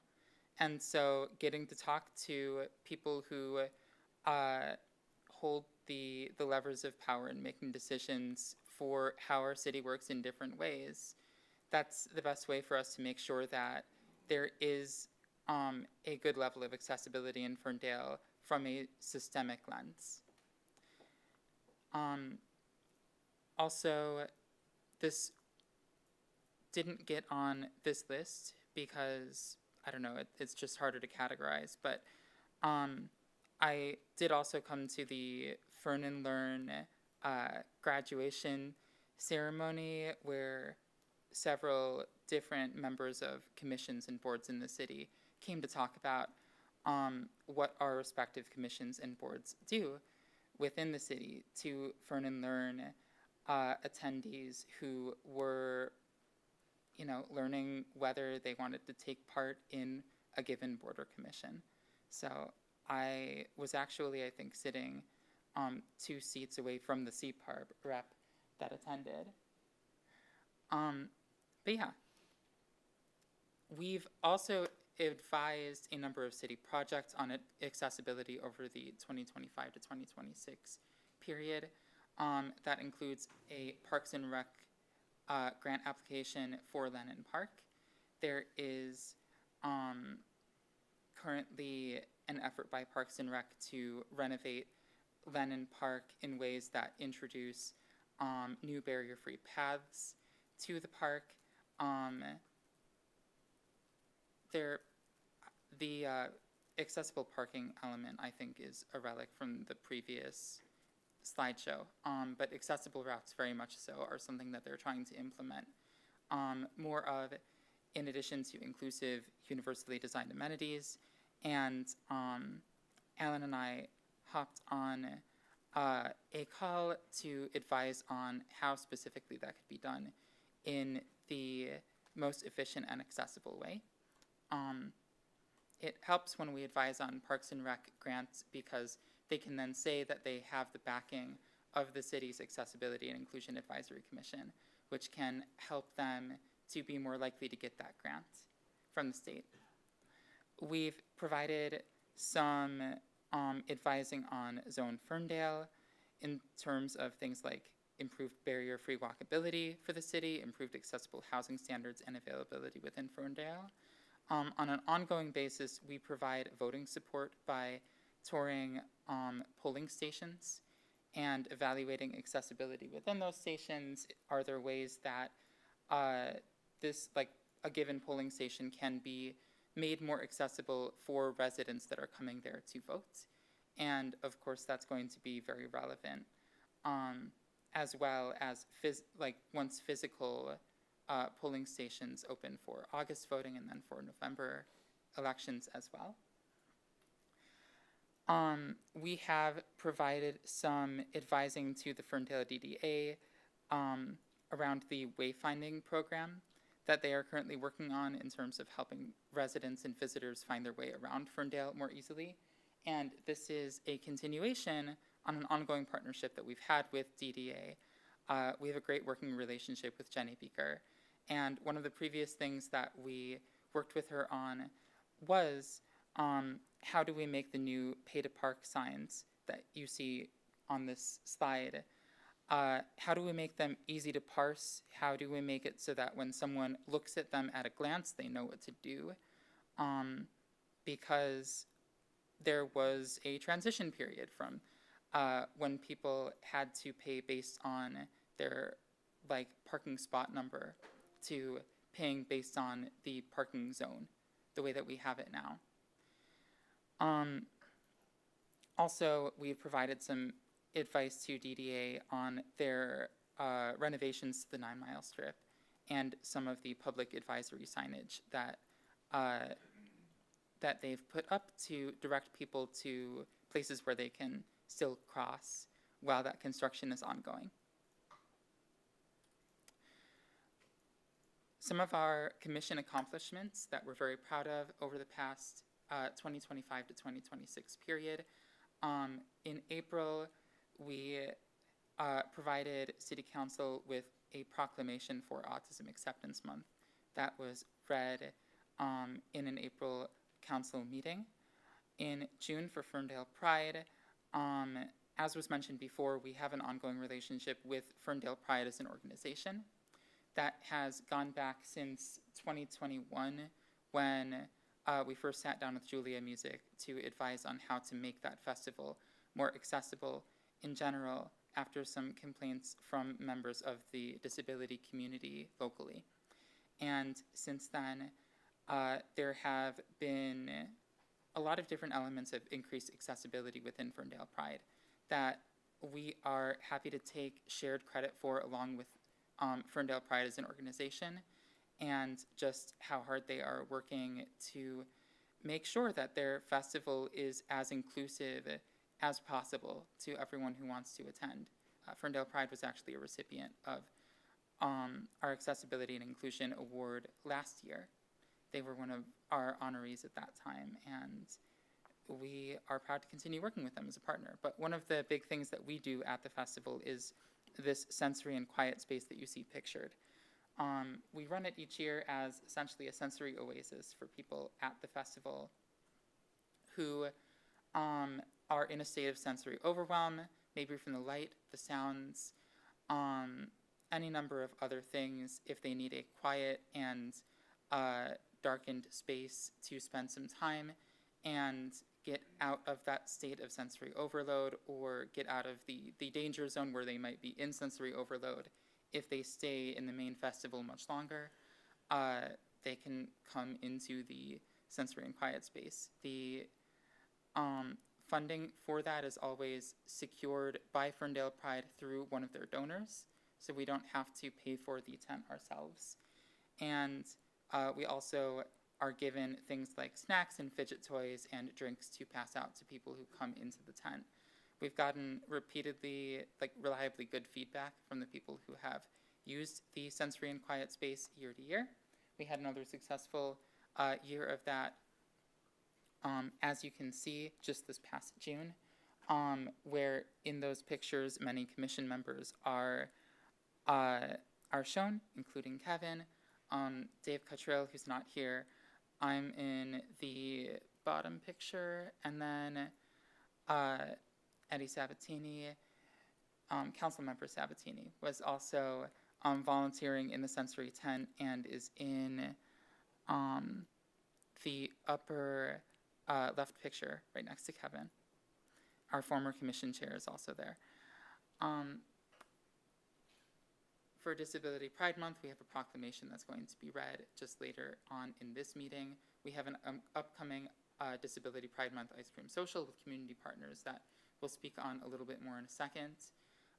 And we have our continuation of the Ferndale Accessibility and Inclusion Awards, where we recognize businesses and organizations in our city that are doing their best to go above and beyond ADA standards to make their spaces or their services or both as accessible and inclusive to Ferndale residents and visitors as possible. We have led some education on disability accessibility requirements for 2026 in the past year, and we are currently working on some public education for the accessibility updates needed at adaptive reuse properties, meaning Ferndale is an industrial / former industrial area. Any new businesses that are opening up are likely opening up in buildings that were previously used for some other purpose, meaning that those buildings are being adapted and reused, adaptive reuse. When that happens, those new businesses are expected to update any sort of infrastructure in those buildings to meet current accessibility standards. That has not always happened in the past number of years. There's been discussion about this within the community, and our position as a commission is that the best way to address this is to provide more education to Ferndale residents and business owners who might not have necessarily been in the know when purchasing or looking to purchase a property in the city to open a business, to open an organization. We want to also be able to provide business owners and organizational staff who are using a building that does not meet current accessibility guidelines with information on how to get grants to fund accessibility renovations so that we can work with them and not in an adversarial relationship to them. We want to make sure that they receive the assistance that they need in order to make things happen that maybe they want to improve but don't know how to access the funds to improve. So that is one of our projects that is ongoing. I'll give the floor back to Kevin. All right, thank you. So, as mentioned before, we have our Disability Pride Ice Cream Social held this coming Wednesday. It'll be from 5:30 to 7:30, and I pretty much just feel that I don't know if anyone from Jim's Community Corner is here, but if they're watching, thanks for accommodating for the reschedule, especially since we initially did have it scheduled 2 weeks ago Thursday. But of course, I'm sure everyone remembers what that week was like. So we, in good consciousness, couldn't hold it like throughout all that smoke. So, yeah. And of course, there's this lovely little illustration done by myself. Please join us for free ice cream from Treat Dreams. Yep. And there's disability community partners who are various organizations from within and outside of Ferndale who can provide some information on the services that they offer. Thank you, Rachel. So, yeah, if you got the time, please stop on by. Ice cream, meet disability advocates. Yeah.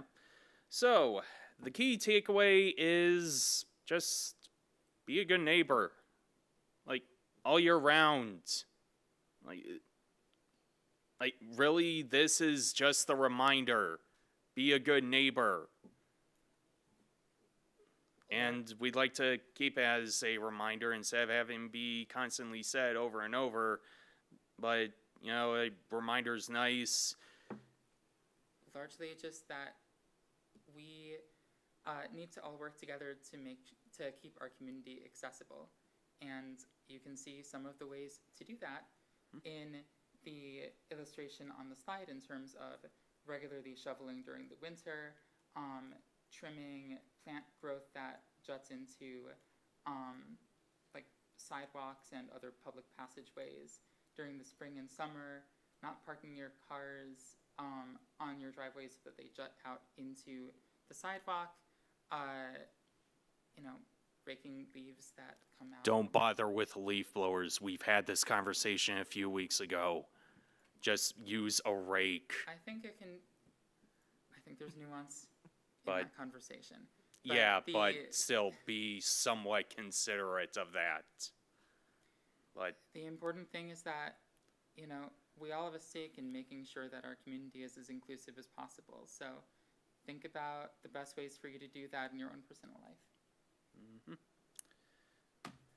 now, here's a list of the yearly observances. March 1st is Disability Community Day of Mourning, where we observe and mourn people with disabilities who have passed away, either natural causes or due to, sadly, neglect from people who should be caregivers, because, yes, that happens. As mentioned before, all April is Autism Acceptance Month, and May 15th is Global Accessibility Action and Awareness Day. All July, counting right now, is Disability Pride Month, so the Prides gets to technically go on for a second month. All October is going to be going too fast. Sorry about that. All October is Disability Employment Awareness Month. That should be very self-explanatory. And December 3rd is International Day for Persons with Disabilities. And, again, kind of self-explanatory on that. Like, is there anything I'm missing? No, I think that's pretty much everything there. All right, back to you. Great, thank you. Thank So- you.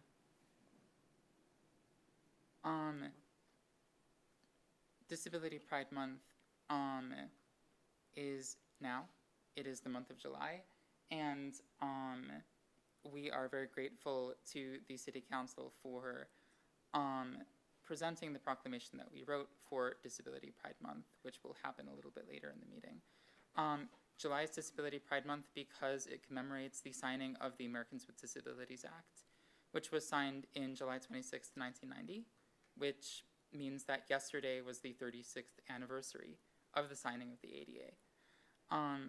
It is a month to bring visibility to disability across our society, celebrated across the US and the globe.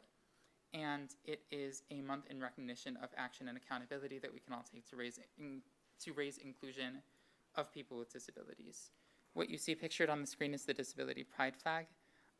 Each of these stripes has an aspect of the disability community that it represents.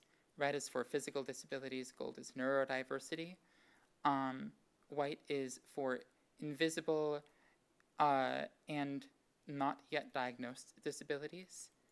Blue is for emotional psychiatric disabilities. Green is for sensory disabilities. And then the black background of the flag is for mourning and recognition of victims of ableist violence and abuse. So, yeah, that proclamation will be read in a little bit, but we wanted to make sure that it was known what exactly is being recognized. Before we go on to the awards, are there any questions? Wonderful. Well, in that case, we have 3 accessibility and inclusion awards to present tonight to local businesses and organizations.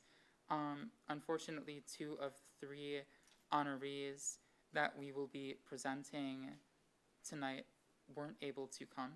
So I have put the honorees that were able to come at the end of the list so that we can make a big deal about them when we get to that point. But I still felt it was important to offer recognition to those award winners that were not able to be here, and we will be delivering their certificates to them at some point after this council meeting. Additionally, all of the award winners will be given an Accessibility and Inclusion Award window cling for however they want to display that at their physical location. Those will take a little bit longer to make. We have the certificates tonight, but just wanted to say that because that information was provided to them, that would be there.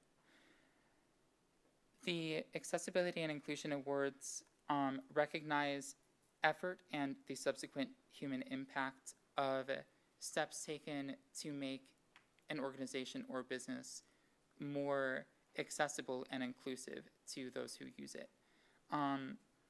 These awards are offered to provide encouragement and inspiration for other businesses and organizations to follow in the footsteps of our award winners and the wonderful things that they are doing for our community. We give these awards to acknowledge not just high dollar investments, but incremental improvements as well.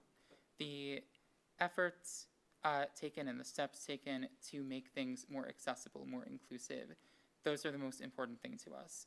And then, of course, we don't give these awards out to businesses and organizations that are only doing the bare minimum to meet the Americans with Disabilities Act requirements. There is a saying that meeting the AADA requirements is the worst that you can possibly do, because that's all you got to do to get away with meeting those requirements. But, we want people to be thinking about ways that they can go above and beyond and not just meet the requirements, but exceed them to satisfy areas of need and support that maybe aren't provided for in those requirements. So, without further ado, the first award winner that we'd like to recognize tonight is Christian Brothers LLC, which is a local home renovation contractor that works with local seniors in Ferndale via senior home repair and renovation grants. In providing affordable pricing that enables seniors to access roofing, deck, and gutter siding renovations through those grants, Christian Brothers LLC makes our community more accessible by providing those senior Ferndale residents with an opportunity to get these things done if they lack the funds to access those necessary home upgrades through other commercial channels. And notably, they also take care to keep work sites safe for their senior clients and to provide them with respect and dignity all throughout that process. So we are proud to recognize for our first Accessibility and Inclusion Award, Christian Brothers LLC.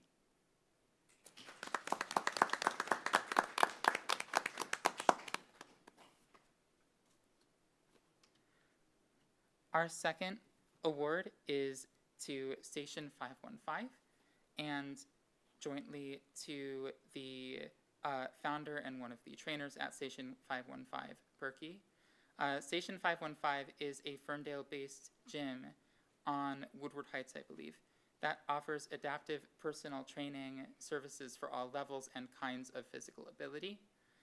The founder of Station 515 and one of the trainers there, Berkey, is credited with providing excellent personal training, considerate to the needs of, I miswrote that. The person who nominated them says that they provided excellent personal training, considerate to his needs as someone with ADHD and nerve pain, and also to his wife, who is a wheelchair user, but was nonetheless provided with excellent personal training services. They also take extra care to be flexible with appointments, represent instruction, different kinds of exercises in multiple formats, including providing visuals, and they are continually acquiring equipment that can be used for adaptive body movement for a variety of different clients that may have limitations in the ways that they can move their bodies. So in recognition of all of those things, we are proud to award our second Accessibility and Inclusion Award to Station 515.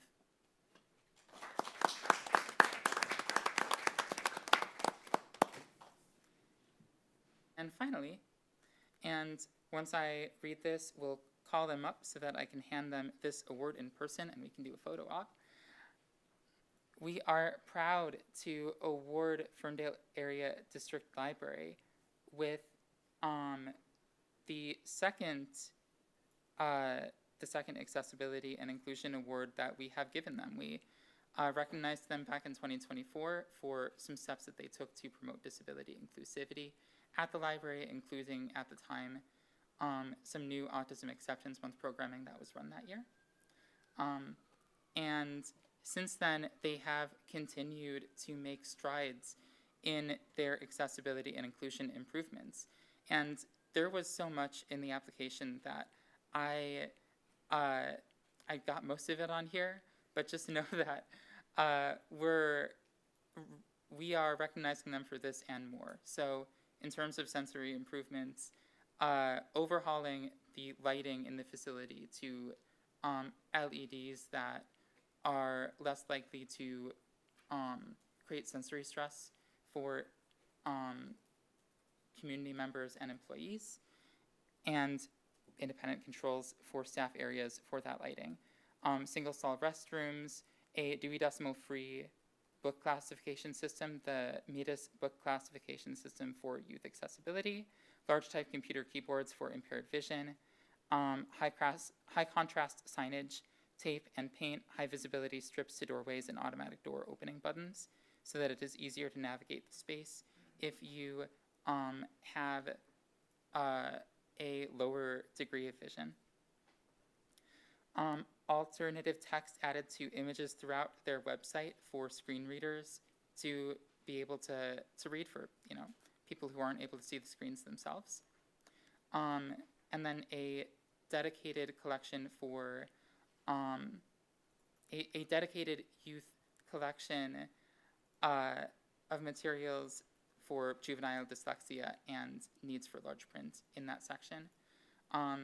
They've added accessibility and accommodation statements to their youth program flyers, provided disability training to staff. Disability community advocacy has been run in the library in July, including some access for all sticker. Let me back up. They've done disability community advocacy programming in July and also put access for all stickers on accessible door buttons, where it was maybe harder to see those buttons before. Here are some pictures of a couple of those things, including the access for all stickers that they put on the door buttons, and a disability rights history makers display that they have had up throughout this month for Disability Pride Month. So for all of this and more, we are very proud to recognize the Ferndale Area District Library as the recipient of one of our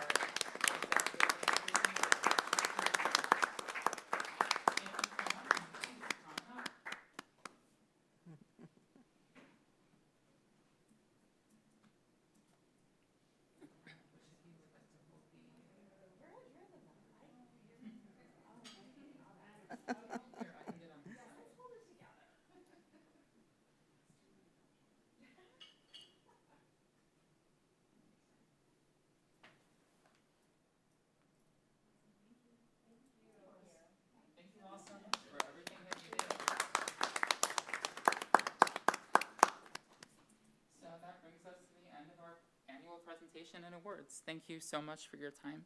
Thank you. And That's impressive, Ferndale Area District Library. That's really great. Thank you. oh, sorry, just really quickly, I forgot about this slide.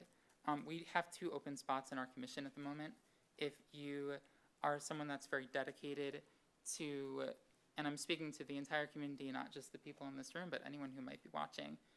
If you are very dedicated to the cause of, keeping Ferndale and making Ferndale more accessible to its residents, its visitors, the people who live and work here, if you've got a pet cause, please consider applying to be on our commission. There is a shortened link to that application on the screen, www.bit.ly/FAIAC. You can also join us on Facebook at Ferndale Accessibility and Inclusion Advisory Commission. And, just try your best to do something that can help make your own community space or workplace more accessible for the people that you share it with. Thank you all so much, and happy Disability Pride Month. I just want to say thank you to the Ferndale Accessibility Inclusion Advisory Commission, because I know you say that you're a non-voting board, but the changes that you make and the impact that you have on this community is huge. So I appreciate you, and I'm glad we have you on board, and we'll try to get you some more commission members on board, okay? Thank you so much. Thank you.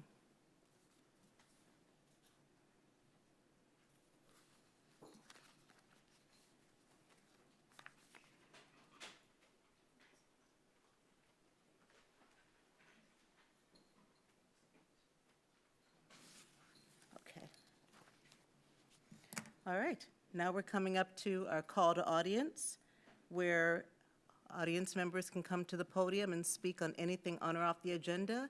You have 3 minutes to state whatever it is you'd like to state. Please include your name and address if you choose. And I'm opening call to audience at 8:12 p.m. Hi, good evening, everyone. My name is Chris Gilmer-Hill. I'm here once again from Detroit, but as a candidate for our shared state House seat here in House District 8. There's a couple of things I'd like to update folks on. So firstly, as hopefully everyone is aware, we're just a week and 1 day away from the primary election this year. So it's absolutely critical that everybody do everything you can to make sure you vote, make sure your voice is heard. If you have any questions at all, even if you know folks that aren't registered yet, it is not too late. In Michigan, we still have same-day registration. If you still have an absentee ballot, I wouldn't recommend trying to mail it at this point, but you can absolutely still put that in a drop box at any point up through Election Day, and your vote will still be counted. And you can always, bring that in and vote in person if you choose to. You have plenty of options in Michigan to make sure that your voice is heard. If you have any questions at all, you can go to michigan.gov/vote. That's michigan.gov/vote. There's information on there, everything from how do you get registered, how would you go about getting a ballot, getting onto the permanent absentee list in the future so that the ballot will be just mailed to you if you choose to do that in the future. Any question that you might have around voting, it'll probably be answered there. So again, michigan.gov/vote if you or anyone you know has questions about voting. I also would like to update folks that, as I've mentioned several times, we have the ballot measure that's being pushed this year, the Michigan Money Out of Politics ballot measure. We just got the great news just a few days ago that they did get enough signatures, and that should be on the ballot this November. It's been certified by the State Board of Canvassers that they had enough valid signatures. So certainly things are still getting hashed out in the courts, but as is, they have been certified, and they'll be on the ballot this November for us to vote on. That's really a huge deal. If we pass this, it'll limit out any corporate money from monopoly utilities or any corporation with more than $250,000 contract with the state from our elections, which will make our elections more democratic and ensure that folks in government are more accountable to the people that they represent. That has the potential to be a real game changer here in Michigan, and it's absolutely critical that we do everything we can to educate folks, make sure everyone knows this is on the ballot, make sure people know that even if you're voting straight ticket, there's still these vital questions and other things that are further down on the ballot that you'll absolutely have to look for. And lastly, kind of in that vein, if anyone isn't aware, we have some pretty important nonpartisan questions on the ballot just on this upcoming August election. So here in Ferndale, there will be 2 millages to support regarding keeping the library running and funding the library, as well as a county-wide schools millage to ensure that our schools have the operating funds that they need to keep running and ensure that we're passing a capital millage for the schools. Those are absolutely essential. We need to ensure that we're fully funding services like public schools and a public library. And the way that we do that is by renewing these millages and ensuring that tax dollars are going to the right place and funding these vital public services. So I urge everybody to vote yes on all of those. Thank you.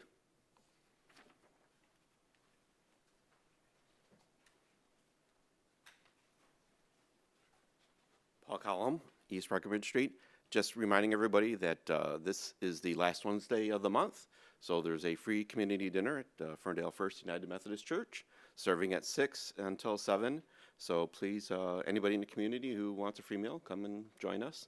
And I would say also, either eat the ice cream first and then come get dinner, or have dinner and then go get your free ice cream. So thank you.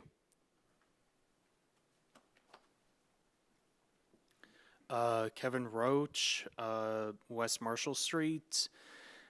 And something that I just want to follow up concerning FIAC is that we have our next meeting coming up next week, Monday. That is August 3rd from 6:30 to 8 p.m. We'll be meeting in the conference room just a little bit further down the hall. So if you are interested and want to see how our commission is on a normal meeting, we encourage you to stop on by. So, yeah, thank you, and that's what I got.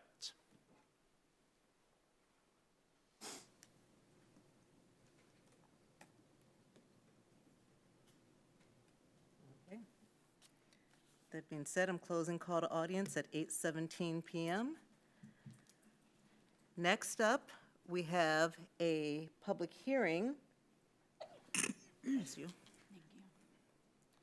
The public hearing is whether or not to approve the proposed conditions rezoning request from R2 residential to mixed 2 corridor mixed use with conditions at 241 Pearson Street as recommended by the Planning Commission. I would need a motion to open the public hearing up at 8:17 p.m. So moved. Seconded. All in favor? Aye. Aye. All right. Who's presenting? Would that be you, Ross? Okay. Sorry, I always forget if I present after the public hearing's closed. Anyway. Good evening, Mayor and Council. Tonight we are considering the conditional rezoning request for 241 Pearson Street. The project location is just west of Woodward, south of Pearson Street, and it includes the church, former St. James Church, the rectory, and a parking lot. So 2 separate parcels here. The adjacent land uses and zoning designations are as follows. To the east of the property, across Woodward, is MXD2, which is a vacant commercial property.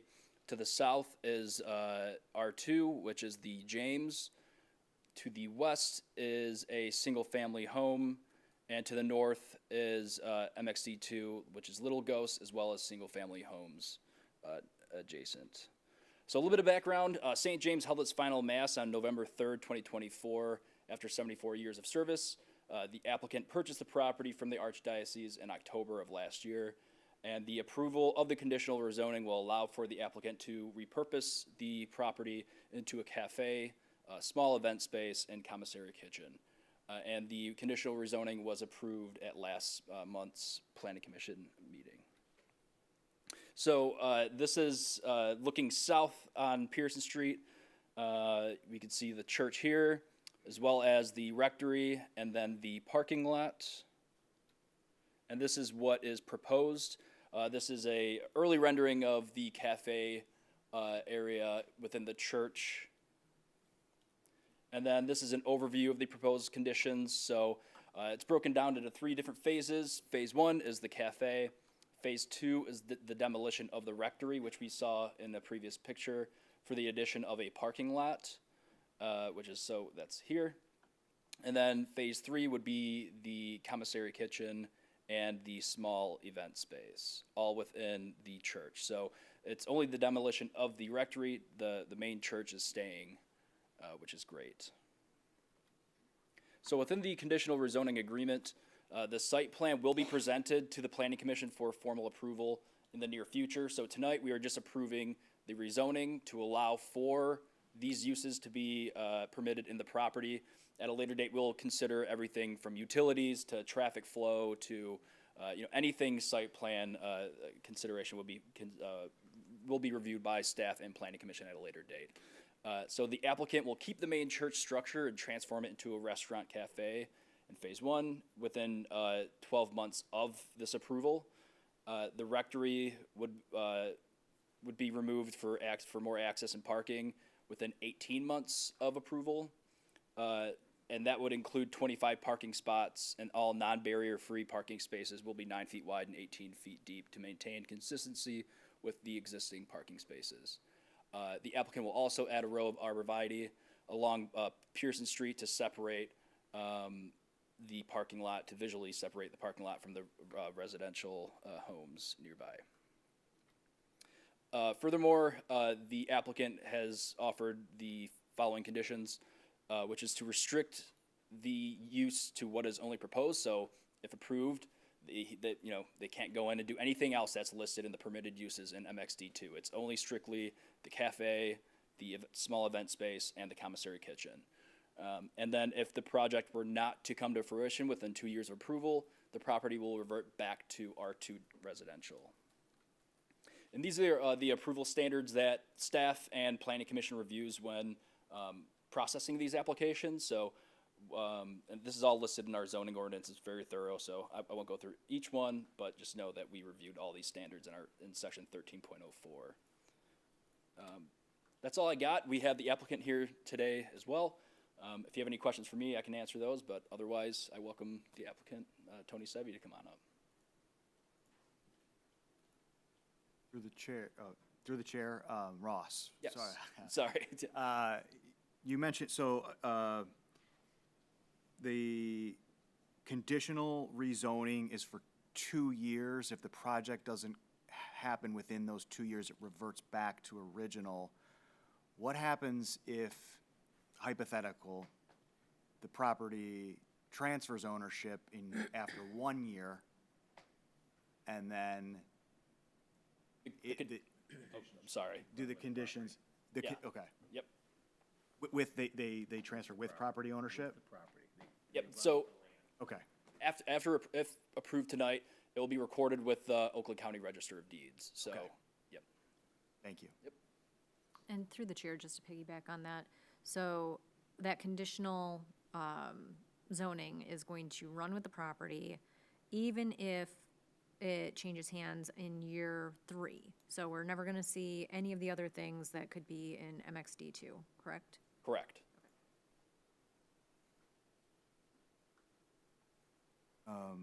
As you mentioned, early for this. You're gonna do all of the studies after. We're talking about approving the conditional rezoning. I was wondering if, as part of that, when it comes to it, we could take a look at, and you're probably already planning for this, but, traffic flow parking for residents on Pearson. And, specifically just thinking about the congestion between Little Ghost and then this new property, and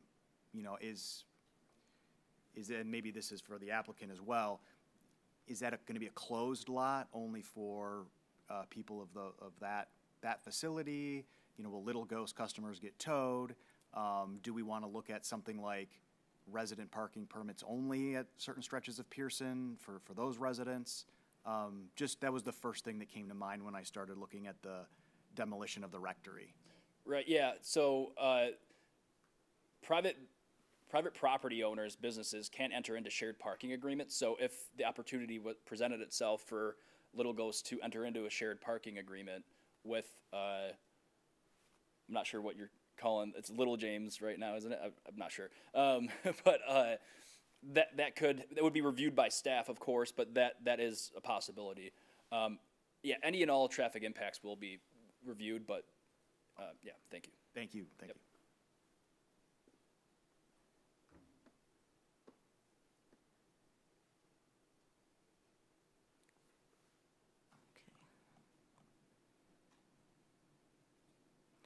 So I actually just want to, sometimes we get this, but I just want to actually reiterate that tonight's vote is only to approve the rezoning. As far as the actual plans for the cafe, event space, and commissary kitchen, that will actually come back to Planning Commission and eventually come back to council, I imagine, or no? I believe site plan stays with Planning Commission. Site plan stays Yep. with planning. Yep. We can certainly invite city council, if to attend, but.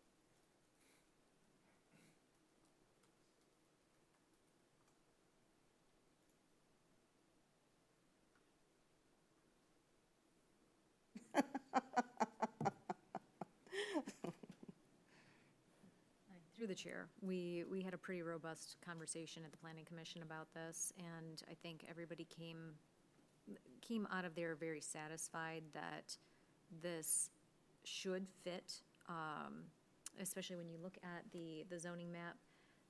That's like a little pocket of R2 currently, and changing it to MXD2 along that corridor does make sense. And I think there was a strong appreciation of the conditional aspect of the rezoning.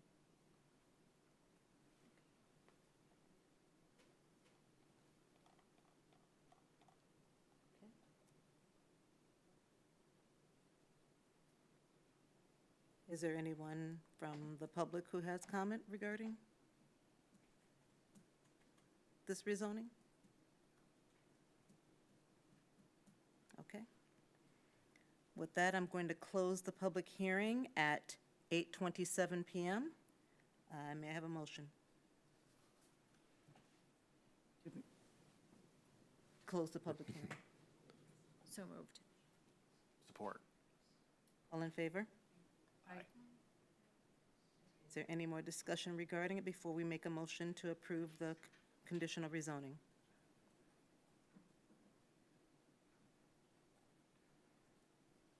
Then the motion is to approve the proposed conditional rezoning request from R2 residential to mixed 2 corridor mixed use with the conditions at 241 Pearson Street as recommended by the Planning Commission.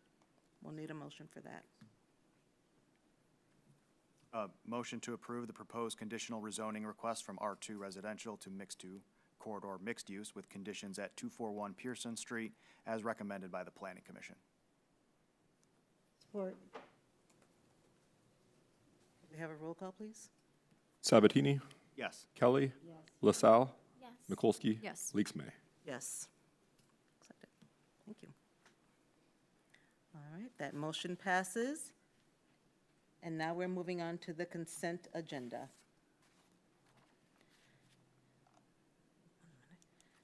Item 7A, approval of the July 13th, 2026 meeting minutes. 7B, approval of resolution to proclaim July 2026 as Disability Pride Month.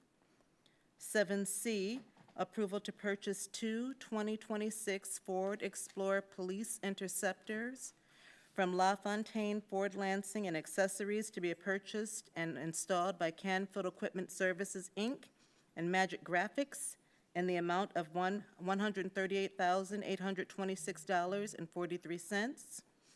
7D, approval of professional services agreement with Giffords Webster for the 2026 pavement marking program in the amount not to exceed $8,544. And 7E, approval of bills and payrolls as submitted by the Finance Director and subject to review by the Council Finance Committee. Move to accept the consent agenda as presented. Support. All in favor? Aye. Any opposed? All right. Consent agenda passes. Councilmember Sabatini, would you like to take this opportunity to read the proclamation, or? Yeah, I would, Madam Mayor, thank you. We have the resolution, I'm proud to read as council liaison for the Ferndale Accessibility and Inclusion Advisory Commission, the resolution to proclaim July 2026 as Disability Pride Month and in celebration of the 36th anniversary of the Americans with Disabilities Act. July 26, 2026 marks the 36th anniversary of the ADA, the Americans with Disabilities Act, a milestone for accessibility and civil rights for people with disabilities. Disability Pride Month strives to destigmatize disability as a negative, unnatural aspect of life and foster understanding and acceptance of that part of our identities. Disability Pride Month is a reminder that we are more than our disabilities and that disability intersects with our celebratory characteristics of our identities, including race, ethnicity, gender identity, sexual orientation, religion, and other factors. For those who are not affected by disability, Disability Pride Month promotes full inclusion and acceptance of disabled people and highlights the value they bring to our communities, workforce, academic environments, voting polls, and overall society. The current United States federal government has recently made unprecedented attacks on the civil rights of disabled Americans, arguing for further gatekeeping of their access to health care, severe cuts to the funding of public programs that enable them to live, learn, and work at home and within their own communities, and a return to the de facto segregation of disabled people through greater rates of institutionalization. The City of Ferndale also proclaims action wherein we take time to reflect on different disabilities and how the city and our community can continue to improve on and remove barriers so as to be a place of choice for people with disabilities to live, work, and visit. The City of Ferndale created the Accessibility and Inclusion Advisory Commission to study the barriers to accessibility in our community as they interfere with the inclusion of people with disabilities in public life and to advise City Council on its findings. The City of Ferndale strives to remain a modern community that embraces the richness of diversity and brings inclusive hospitality to life, and this vision includes a strong commitment and obligation to serve all members of our community. The City of Ferndale stands with its disabled community members as their rights to self-determination and a high quality of life are threatened and denigrated by federal policymakers, and strives to oppose these unprecedented threats by providing materially for them to engage fully and authentically in public life. The City of Ferndale, Michigan affirms the principles of equality and inclusion for people with disabilities as set forth for the state of Michigan and as embodied in the ADA, the laws of the state of Michigan, and the ordinances of the City of Ferndale. Be it resolved, the Ferndale City Council hereby extends its continued and vocal support to all its disabled community members and its greetings and best wishes to all observing July 2026 as Disability Pride Month and the 36th anniversary of the Americans with Disabilities Act.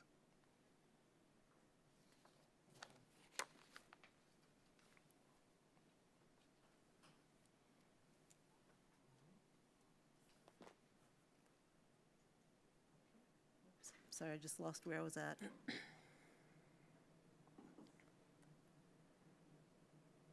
All right. Thank you.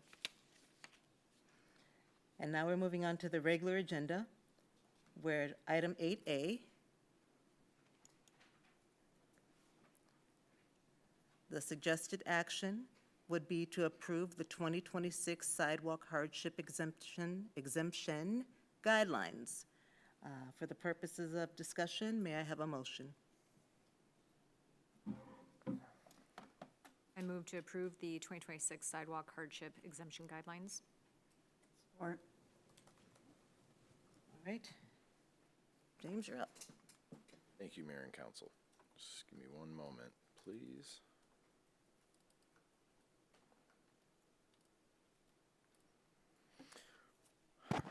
Okay, so this is brief, just provides context on the hardship assistance review process. So the program purpose and eligibility, the sidewalk replacement costs do remain the responsibility of the adjacent property owner. So hardship assistance is available only for residential properties. The city uses Oakland County Community Development Block Grant, CDBG. Income limits is eligibility standards only, but it's important to point out that we're not actually using CDBG funds to pay or reimburse for the successful hardship applications. In addition to what I'll show you next, which is a table that sets out all those ranges, we also look at residential corner lots. They're able to apply when at least 600 of the assessment is attributable to the side street frontage, and that's something that's been included in the hardship process for going all the way back. I was actually doing a deep dive today, and I saw it as far back as 98. Income levels and potential assistance. The only thing different this year, really from 2024, including the fact that I missed this on the initial letter, and I included that $20,000 mark, which is probably what draw council's eye in 2026 and 2024. That is being corrected in the final. We're going to follow the same process as 2024 with the exception of adding low income triggers. So that whole column, which will capture people between 50 and 80%, they will actually be included in this program as well. And then typically we look at extremely low income. And the city, through the hardship program, would try to do up to 100% reduction. Full assistance is generally intended. In 2024, I believe we only had 2 applications. Both were approved. Both were approved for 100% reduction. 30 to 50% AMI would be partial or full reduction, so up to 100%. And then that additional column, low income 80%, would be locked in at a partial reduction of no more than 50%. And then typically the sidewalk, the side lot properties above $600 would be up to the hardship committee because those will vary based on total cost. So the final assessment letters will be mailed before the second council meeting in August. Should be, this is best case scenario. We're in the punch list process. Most of the construction is complete, but a further delay could push that back. The only reason that would ever really happen is we want to give people enough time to apply for the hardship committee, and we also want to give people enough time to pay their bill before it goes on their tax assessments. Applications will submit proof of residency and income documentation. It's no different from last time. Working on a form now that residents will get. They'll add those 2 pieces of information that will run through CD like it has in the past. This will all be as well on the final letter along with total cost to the residents and all these instructions. Applications may be submitted in person at City Hall or by email, whatever they choose. The city will advertise open positions on the Sidewalk Hardship Committee this week. If needed, we're currently confirming that the people that served in the past are still interested in serving now. Committee is expected to meet again prior to the September 14th, 2026 City Council meeting. It always happens right before the public hearing that locks in the final numbers for the sidewalk assessment. So that could be that meeting. It could potentially be the end of September just based on timing for making these payments and successfully applying. Approved reductions will be applied before final billing and placement on the winter tax roll. And then I'll just mention that in 2024, I think the budget for the hardship applicants was roughly 5,000. We expect that with the addition of the 80% low income, we should have more people that do apply, and we expect that the cost that goes to those will be a little bit higher this year. And that's all I have. I'm happy to answer any questions.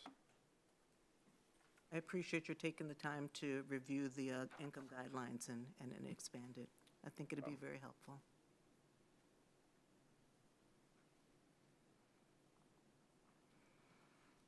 You have your job set out for you when it comes time to review this, so I'm glad that there's an option for people to have this.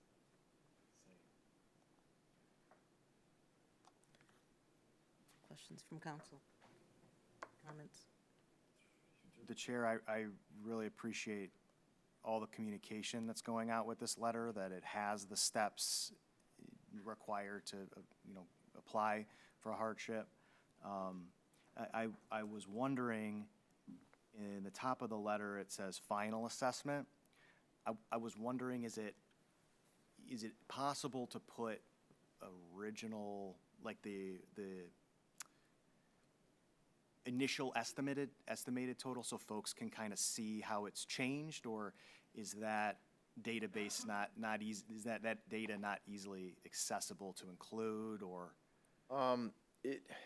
It may be hard because we do use a GIS program to generate the letters, so it populates with all the text, and then I'm not sure if you can input using data from the initial with the final. That's certainly something that I could easily put together for council's review, and then I can include some data, but maybe not specific to individual properties. It just looks at overall, like, this is where the initial was, this is where our final lands, this is kind of the range at which we're over or under, and then I can present that at the public hearing if that's something that you'd be interested in doing. But I can reach out. I'm just not sure if there's a good way to put those two data points within that letter.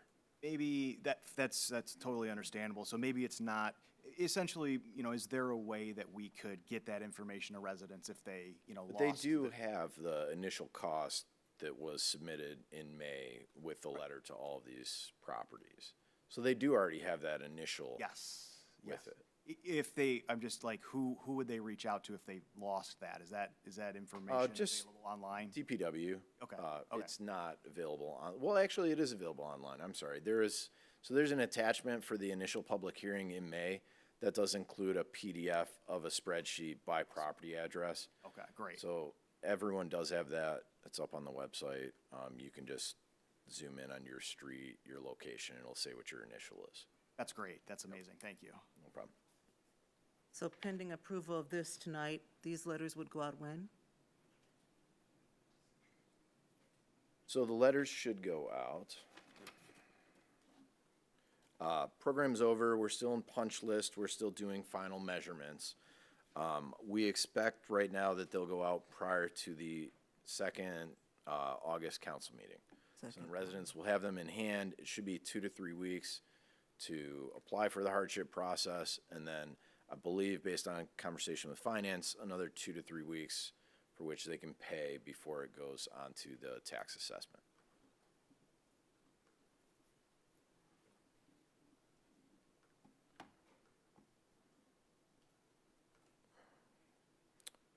But they do have so finance does have a deadline. I believe it's late October where everything does have to be wrapped up so that they can put that on the tax roll. The tax bill that will come out for February, correct? Or due in February? Due in February, comes out December 1st. Got it, okay. Through the chair, I have a lot of hardship committee procedural questions, but I'll send them ahead of time. They're probably not relevant today, but yeah. No problem. Thank you, appreciate it. The questions or comments before we have a vote?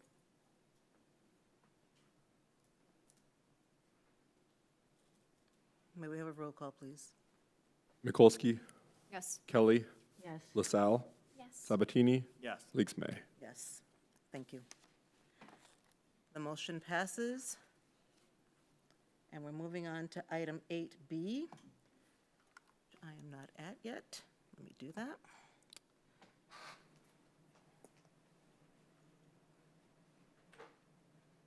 motion in terms of discussion is to approve the lease agreement with 165 East 9 Mile LLC and the amount of $1.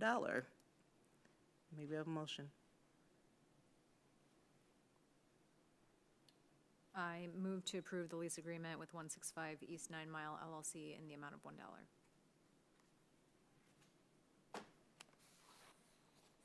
Second, anyone?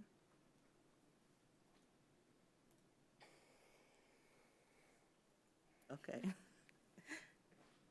Thank you, City Manager El. Okay, so a little bit of a recap why we're talking about this today. The current challenges that were presented to us and which we discussed previously at our meeting on May 11th, business owners in the northeast quadrant of downtown have a high degree of concern regarding the availability of parking for their establishments. The utilization rate does support concerns, at least in lot 13 and 15 during peak periods, which are Thursday through Saturday evenings predominantly. And there is a emerging concern regarding the completion of 141 Vester, which is not currently being built at a 1-to-1 ratio for its apartment units. With that in mind, again, during that May 11th conversation, we discussed items 1 through 3 in a bit more detail. Items 1 and 2 are currently in progress. We expect them to take full effect on or before August 24th. Notices went out to residents, specifically on Breckenridge and Bermuda, about the parking changes in that district, and signage is being arranged by DPW. We had a little bit of a delay just with sorting out what that long-term peak permit would look like, but we've got it sorted, and everyone on the same page with what those guidelines will look like into the future. As for the implementation of valet parking, we are still in progress with Credit Union 1. The last update is that they had no additional red lines and were accepting of our last version of the red line, but I still do not have a signed copy from them. The changes are not material compared to what council had previously adopted, so once we have a sign-off from Credit Union 1, we should be good to go with letting the DDA know they could roll that program out. Previously, Director Beaker had indicated to be probably about a 2 to 3 week period just to get the valet up and running. And then the fourth consideration, which arose out of conversations pertaining to the proposed development at 135 and 165 East 9 Mile, is the consideration of a temporary use of that lot, the lot at 165 East 9 Mile, which is currently a grass lot. This is the current view of that lot. It is privately owned, so the city has to enter into a lease agreement with the property owner if it wishes to do anything to that parcel, and that is what this action would be tonight, is if we wish to consider some temporary improvement to that lot, that we enter into this agreement for the parties to be in mutual agreement about what that looks like. What is being considered at this time for that lease? It would allow for a temporary use, and the temporary use is only permissible under our current zoning code so long as the project at 165 and 135 East Vester is being brought forward, is making progress with planning commission approvals. Again, as a temporary use, it couldn't be a use, at least in this sort of nature on its own, without more consideration for the design and build of it. However, this agreement does not commit the city in any way to that mixed-use project. It's not a guarantee of that project. It's simply a temporary use that's made possible because that project is being considered. One thing to note is the cost to the city. While the property owners have been very amenable to just a $1 lease agreement, there is a cost to us to actually prepare the site for use as a parking facility. That could be in the range of $10,000 to $35,000 for site preparation, and it could be in the range of $10,000 to $20,000 for site restoration. So if the project were not to move forward, that's where we'd see the highest end cost because we'd have to fully restore it to grass.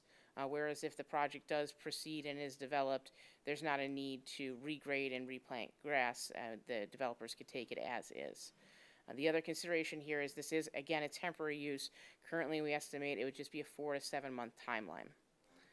The benefits, though, this can be very easily incorporated into our existing zone parking system by just matching the signage to Lot 13. This would be expected to add 23 to 24 new spaces to the parking system during that period of time, and at an estimated 23 spaces, the conservative model would show that we could generate between $6,900 and $10,350 per month on each space.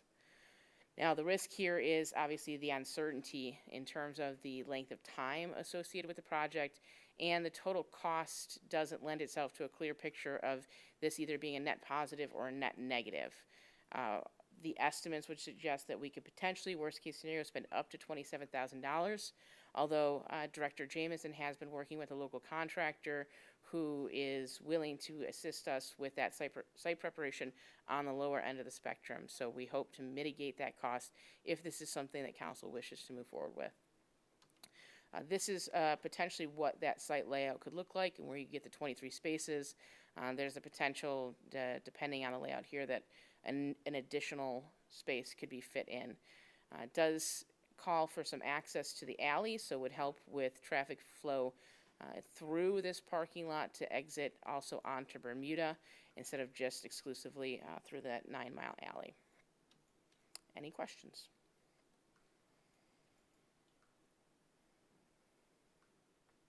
A little bit of a gamble, huh? I mean, I think that, I like the idea that we could get the money back because of parking revenue, but would we get it back? It's the question. So, have you had any feedback from the businesses in the area regarding this? This was something that was directly raised by that Northeast Business Corridor Community Group. Again, during conversations around the broader development, there did seem to be strong support at that time for this type of use from that local business community. Through the chair, how many businesses are represented by that coalition? On email exchanges I've been a part of, anywhere from 9 to 12 businesses are active, I would say, in the conversation. And have there been any businesses that have reached out in opposition to this? In opposition to this specifically, no. No one's reached out opposing this specifically. Through the chair, have we had any discussions with DDA to see if they'd want to partner with us in the costs for that? We have not had discussions with DDA. To be frank and transparent, DDA and our auto parking fund are two of our least liquid funds within the municipal portfolio. So picking one over the other to fund this project is, in a long-term sense, at least from my financial perspective, really just trading horses.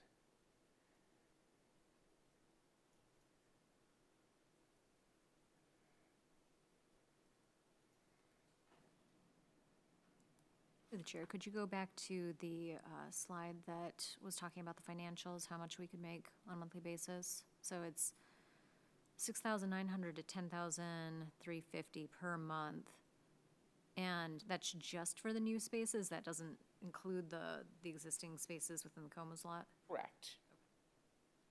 Is that our highest use lot? It is. Is that net gains, or is that gross after expenses? That would be net gains. I did try to mitigate for the risk on that, I used a more conservative number for the monthly revenue generated because there's a possibility it would pool slightly from the other lots in terms of, if it's already overparked, people may go across the street to the library. If it has spaces, they wouldn't. So I would say that estimate is adjusted for the appropriate amount of risk. What's the break-even point? How long does this have to be in effect in order for us to not lose? Honestly, the biggest challenge with that is we don't have a clear picture of our cost. So without knowing exactly what our cost is going to be associated with the project, I can't give you a good picture of the break-even point. If we operate at, about $7,000 a month, roughly, for the full 7 months, absolutely, whatever the cost ends up being, we cover that. It's a sliding scale in terms of the total length of time we have the space, what the actual cost ends up being, and the revenue generated off of the individual spaces. 4 to 7 months use period is because what? Why not just 7 months? It really depends on the speed with which the current proposed development proceeds, or if it proceeds. If the project proceeds quickly, or if the project stalls out quickly, then we're on the lower end. If the project follows what we think it will be a normal approval process, then it would be reasonable to assume come spring that they would be prepared to start breaking ground on something. Through the chair, how long would it take to complete this part of it, to complete the parking? Yeah, the parking, do you want to speak to that a little bit?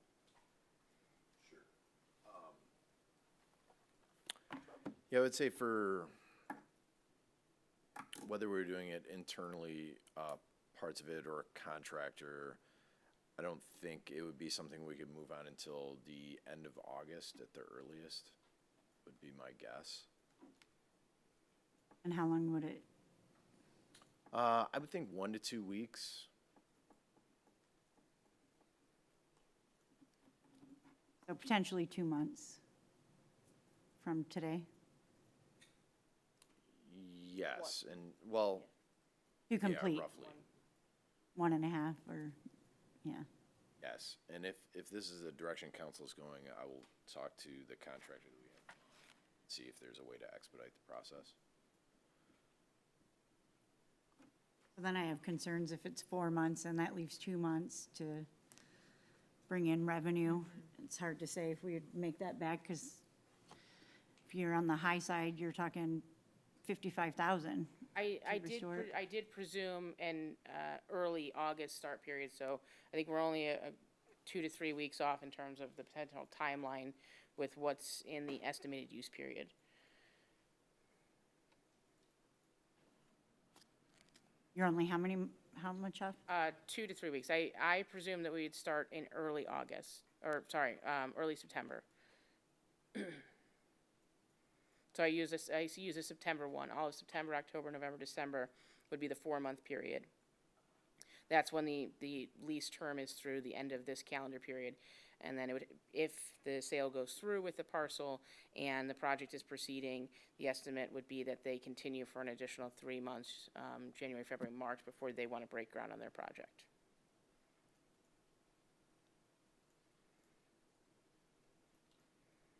So through the chair, how quickly could we get the costs firmed up?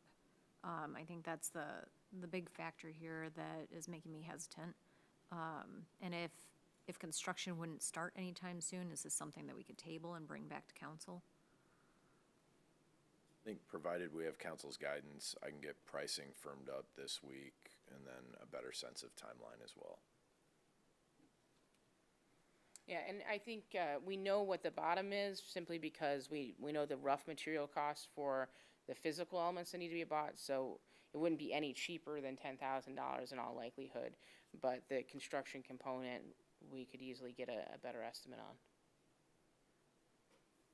So we're just agreeing on the lease agreement tonight, Yeah, the question before you tonight is the lease agreement. and we're not necessarily approving any of this, so we could decide it's Correct, just too because- expensive, too much risk versus reward. Correct, because if we have to pay a construction cost that's in excess of $5,000, it has to come back to council regardless. Yeah, okay. I'm much more comfortable with that at this time, 'cause I'm like,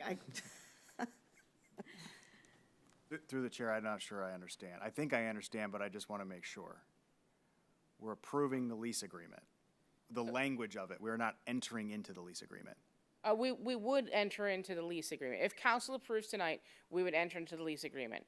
Though council's action tonight doesn't bind us to a specific cost.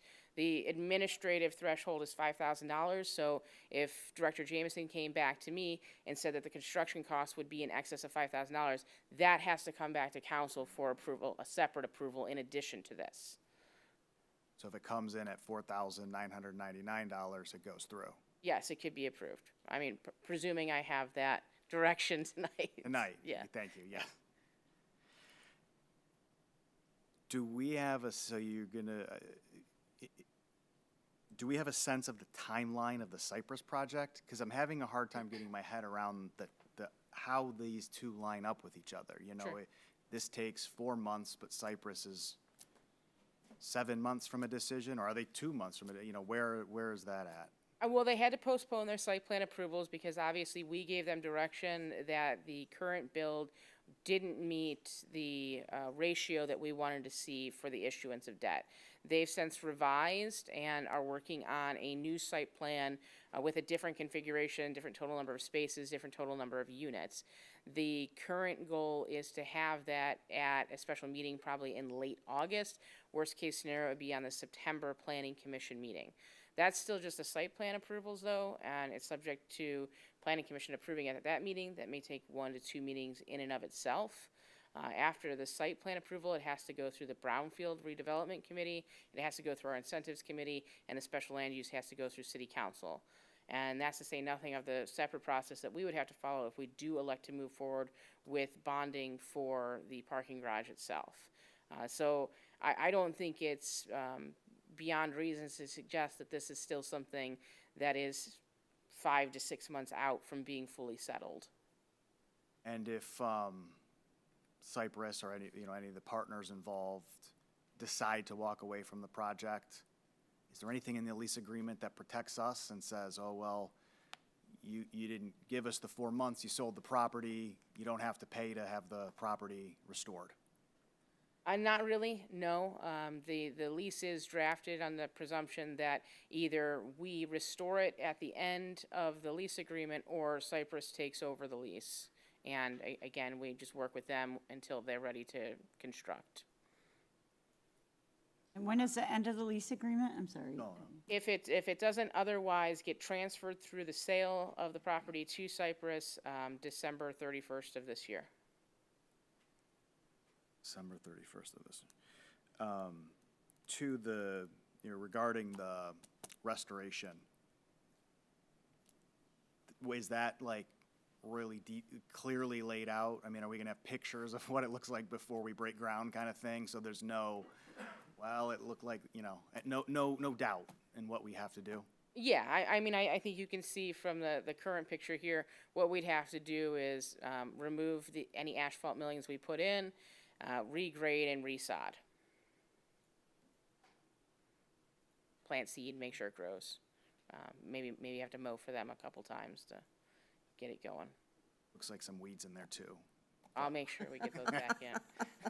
Nicer than my lawn though. We have a parking deficit in the Northeast. Do we have a sense of what these 23 or 24 new spots would make up in that deficit? Is it, we'll gain 10%, is it 100%? Are we gonna now meet with these spots? Oh, the deficit is really about a timing issue. So the deficit exists during peak hours, and again, it's when that lot reaches or exceeds capacity, which is predominantly that Thursday through Sunday or Saturday night window. There's not a clear-cut answer to whether this is the right number of spaces for that deficit. What we have heard preliminarily from the parking study we're doing affiliated with the mixed-use project is kind of a recommendation to return to where we were previously, which is the level of parking associated with Lot 13 and 141 Vester before it became a new development. So, by that measure, the overall deficit for the area would be the 76 spaces we lost from 141 Vester. So, okay, I'm trying to get my head around what's the worst case figure, $55,000 in cost? Yeah.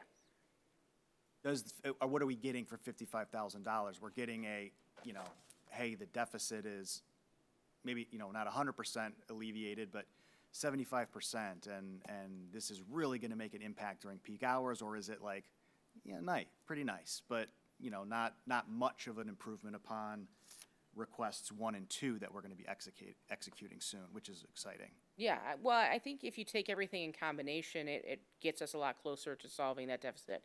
Because keep in mind with the angled parking that we put in on Vester and the amount that will be completed when 141 Vester is done, and the new parking spaces that are generated at least for employee parking on Bermuda, those things together are about 22 to 24 spaces themselves.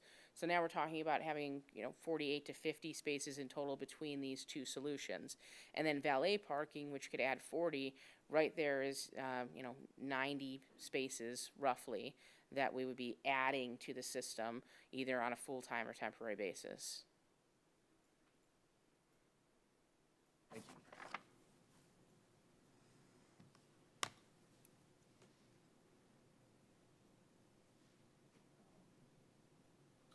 I asked you earlier about the contract language and the dates. Have you looked into those? Yes, I apologize. I'll clarify. Councilmember Sabatini, prior to the meeting, noted 2 errors with dates, which will get corrected. One being the date which the original purchase agreement between the 2 private parties was entered into, and the other being the actual execution date of this contract. It's not July 1, it would be July 27th.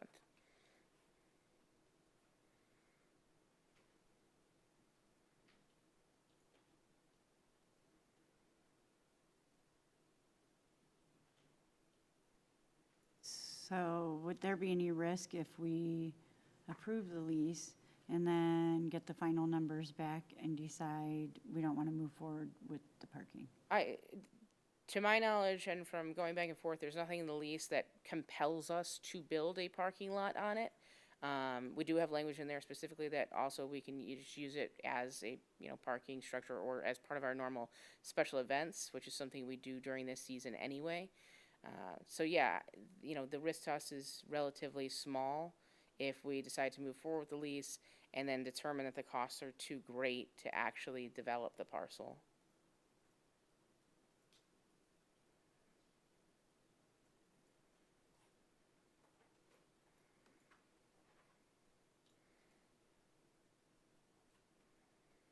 And an alternative is we could get the prices and discuss it at the next meeting and go into the lease then. I mean, we wouldn't be losing anything either way, correct? Yeah, again, if the direction from council is this something we want to try and do, if it is cost effective, then if Director Jameson comes back to me and says, great, we can get the construction side of this done for less than $5,000 and the material costs are also, less than $5,000 on their own, we could approve that administratively.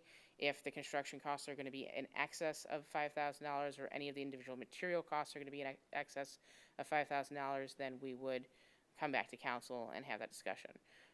But if that's the direction of council tonight, then we can handle it administratively under those thresholds or at the next council meeting if it's over those thresholds.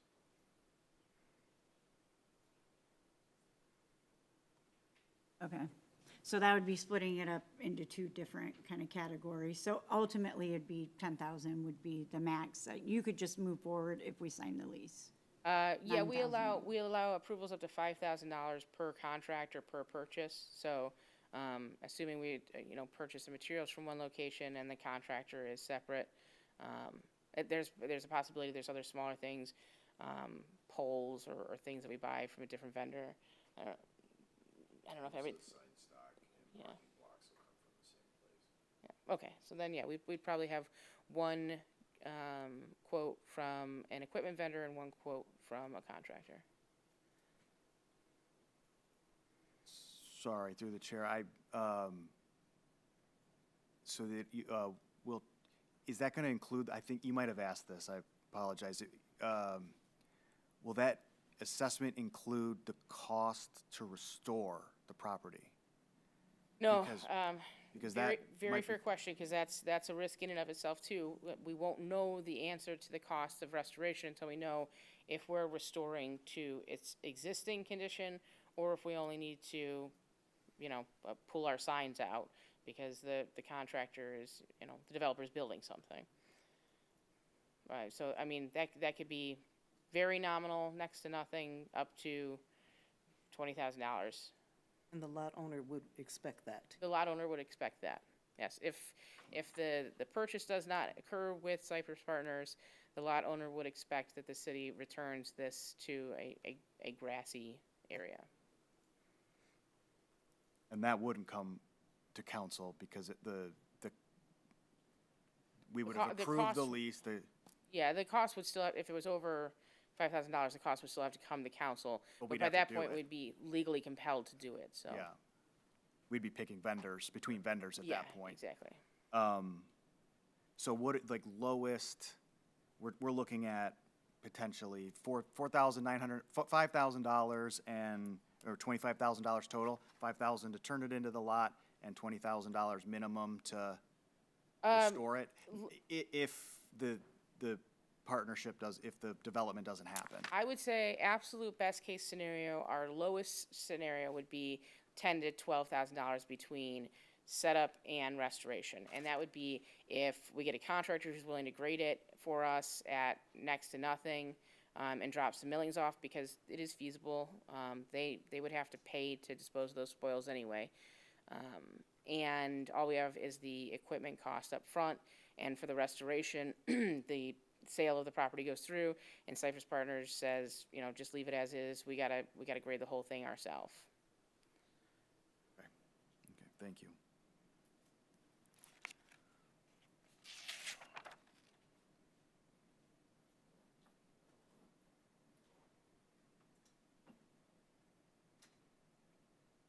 All right. Sorry, through the chair. Is the recommendation to enter into this based on the value we're getting from this, independent of the Cypress development, or is it presuming that going through and us getting the full value, no need to restore? That's a great question.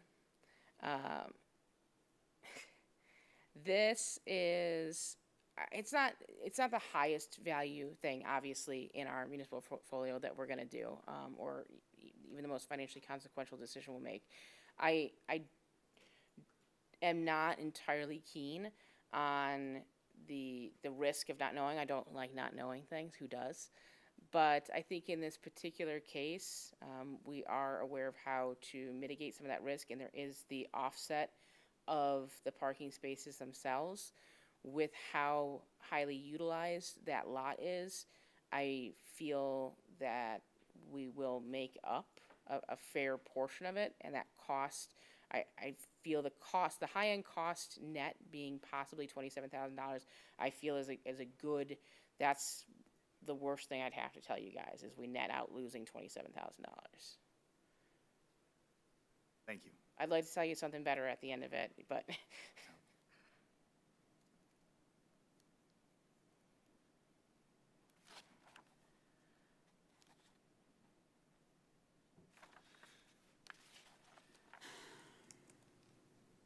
guess the question is do we want to go into the lease agreement tonight?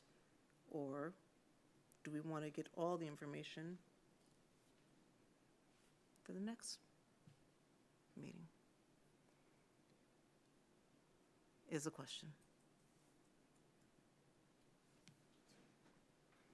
Through the chair, are you asking? I'm just asking opinions, yeah. Yeah, I would rather have all the information. Or as much as possible, realistically, yeah.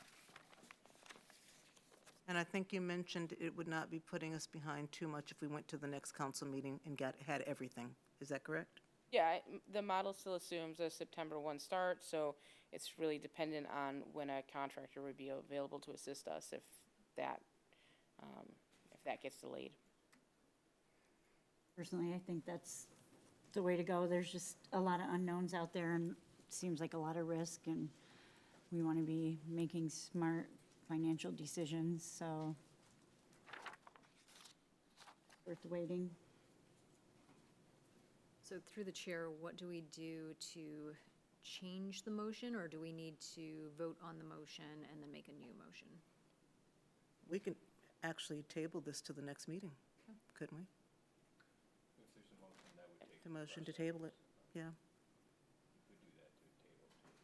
Pending more information. Make a motion to remove, well, somebody would have to remove that motion and make another motion. Okay. To table definitively to the next council agenda. I move to table this until the next council agenda. Support. May we have a roll call? Kelly, Yes. Mikulski? Yes. LaSalle?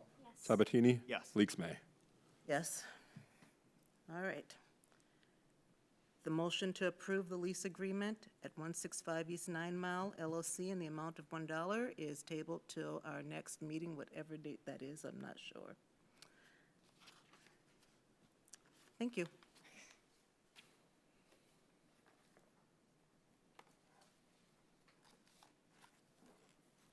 All right. We're moving to call to council, where I will defer to the city manager for department head updates. Okay, clerk's office. Just a final reminder that we do have a primary election on August 4th, Tuesday, August 4th, just coming up. It's still okay to turn your absentee ballots in all the way until 8 o'clock on election night.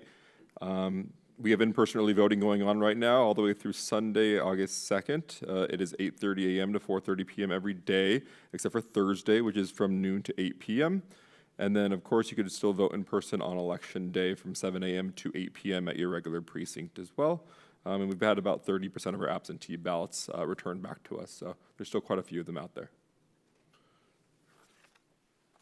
Recreation?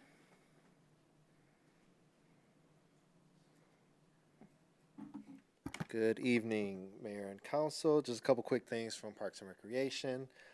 First of all, we have our parking night rescheduled to this Thursday. It will be taking place at 6 o'clock at Harding Park. We'll have games, activities, live music, food trucks, and vendors that'll be starting at that time. And then at 8:15, the actual movie will begin for that event. We'll be viewing Super Mario Galaxy this time around. So we encourage all members of the public to come out, bring your blankets, bring your lawn chairs, and have a good time with us. The event is completely free except for the purchases for any food that you and your family may want to enjoy. And then the other thing is our fall festival is coming up, and with that we are starting the process of accepting sponsorships for the fall festival. We have packets in the back of the room for anybody that is interested in them. The fall festival itself will be taking place on Saturday, October 3rd, and there will be a bevy of different activities. Some of those include bounce houses, hay rides, pony rides, roller skating, and of course our beer tent that we started up last year. That was a huge success then. We've already secured a presenting sponsor in the Artichoke Garlic Foundation and a gold sponsor in Vibe Credit Union. So we want to thank those sponsors for continuing to be a part of our various programming. And we currently have sponsorship sponsorship levels that range from $125 to $1,500 with various benefits at each level. So anybody that is interested in learning more information about securing a sponsorship with our fall festival can contact me at the Recreation office. That's all. HR?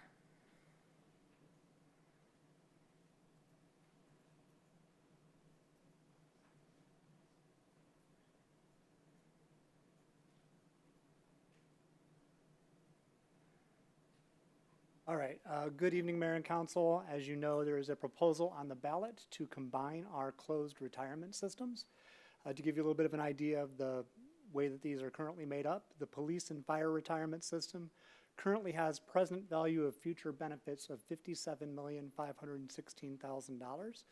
This particular retirement system is funded at 74%.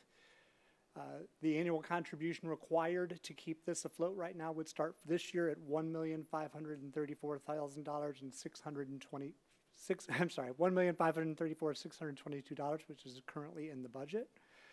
The general employee retirement system, much smaller. It has a present value of future benefits of $5,232,353.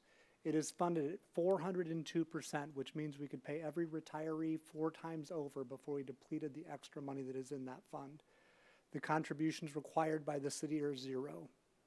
If we combine these two systems into a Ferndale employee retirement system, we're able to combine the investments and therefore use some of the money that we right now cannot. The contribution required after doing that would be $508,921 this year. So here's a chart of what would happen year by year. Currently, as I said, we're budgeted $1,534,622 in police and fire, nothing in ERS. If we combine the plans, that would go to $508,921. Now, we did realize that there was money in that other fund that we couldn't use in the whole thing about 4 or 5 years ago, so we could use, by taking advantage of a 401H IRA code, to pay for the retiree health care for people in that pension. So we started doing that a while ago. That is in the budget at about $210,000 a year, so I just wanted to make sure that we're clear that we've already accounted for some of that savings, I guess. So the annual difference here would be $815,701 in the first year. In year 5, when the new budget starts, it would be the full million. We wouldn't be doing the 401H transfers unless there would be some reason to do that down the line, which council could decide. At the end of the 2044 period, when the last retiree retires, that is still in this system, because it's closed to new employees, but we do still have a few employees that are in that program, we would save the city $20 million. So, according to the projections from the actuarials. Do I have any questions? No questions, but a comment. Phenomenal work. I love seeing savings like this and how it can add up.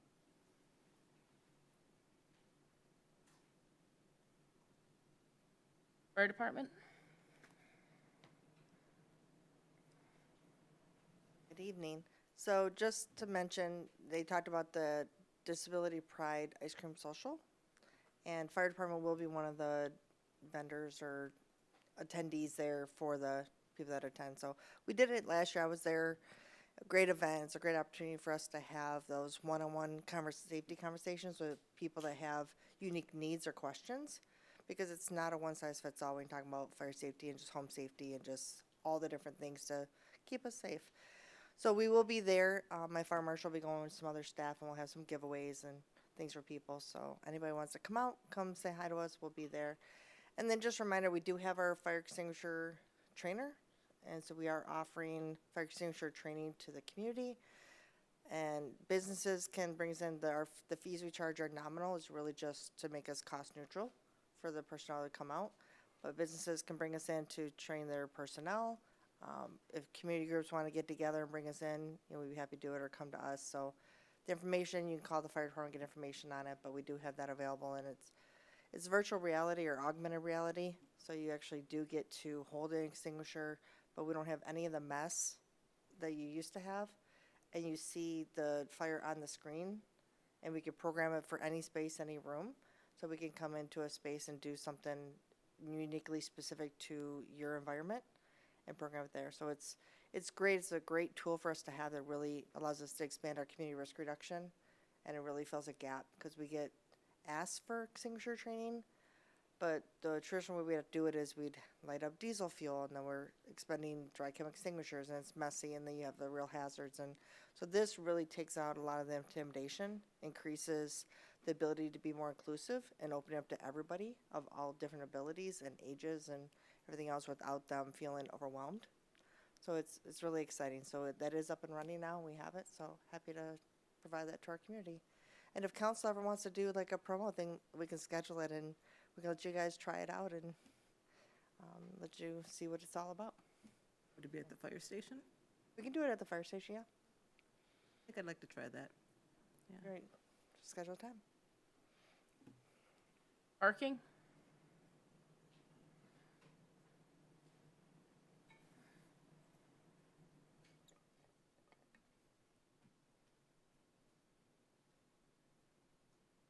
Thank you, Mayor, Council.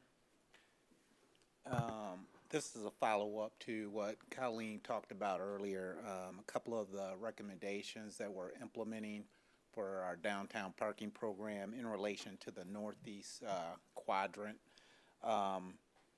We are going to be on the August 24th, we're going to be implementing restricted long-term parking permit usage in Lot 13, which is the Como's lot, and Lot 15, which is the East Breckenridge lot. And those restrictions will occur at 5 p.m. Thursday through Saturday, I'm sorry.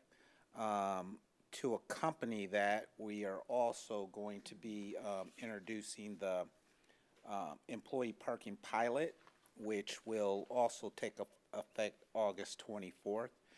And it will include a new parking permit that will be able to be used for on-street parking on East Breckenridge and on-street parking on Bermuda. So there are a couple of sections that were presented last time that will accommodate employee parking during those time periods. And again, both of those items are scheduled to take effect on the 24th of August. Notices to residents went out today, I believe, about these plan changes. And we're sending out notices to monthly parkers about these plan changes this week as well. So that is the plan so far, and I'll take any questions.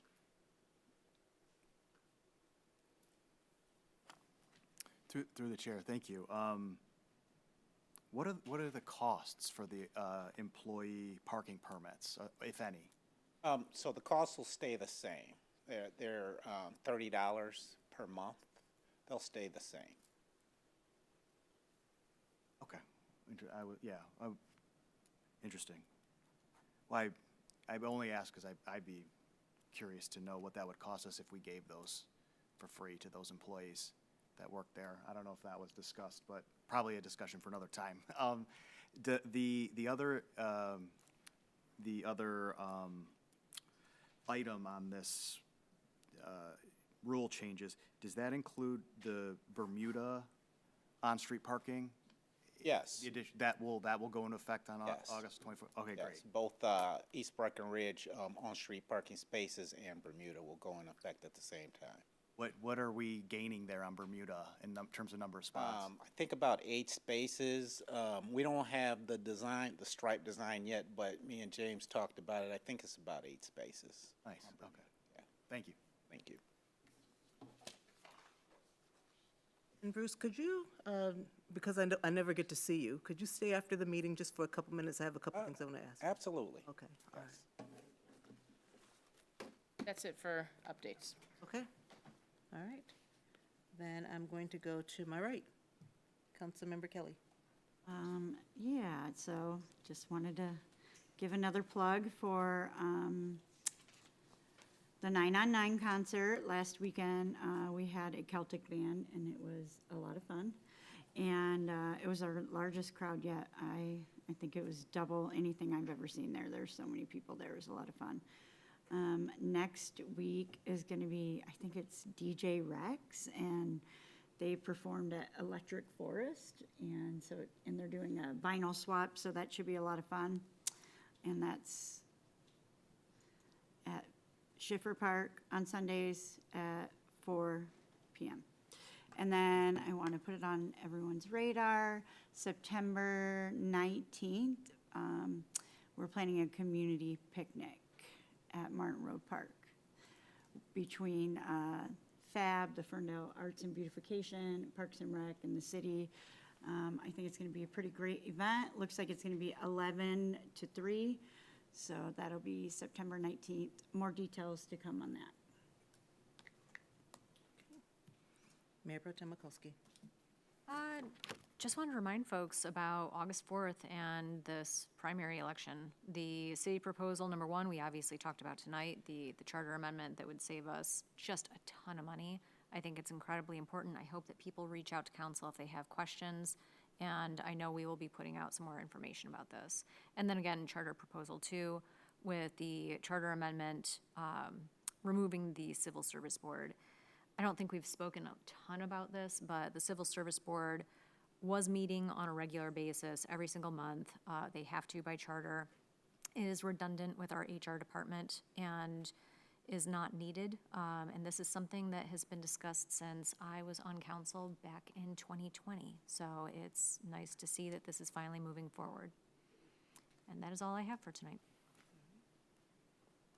And my question is, will this be put on, is this on the city's website at all? Because I'm still getting texts and people asking about this. It is on the homepage? All right, perfect. Councilmember Sabatini. Thank you, Mayor. Yeah, just echo Clerk Lent and Mayor Pro Tem Mikulski, go vote, register to vote if you haven't. Something else, an additional benefit to the fact that we're going to save a bunch of money with the combination of the retirement systems is that it's moving from a charter-based system to a ordinance-based system, which has benefits of allowing us to move more nimbly to changes in state statutes and adopt things like this. So just another thing to consider.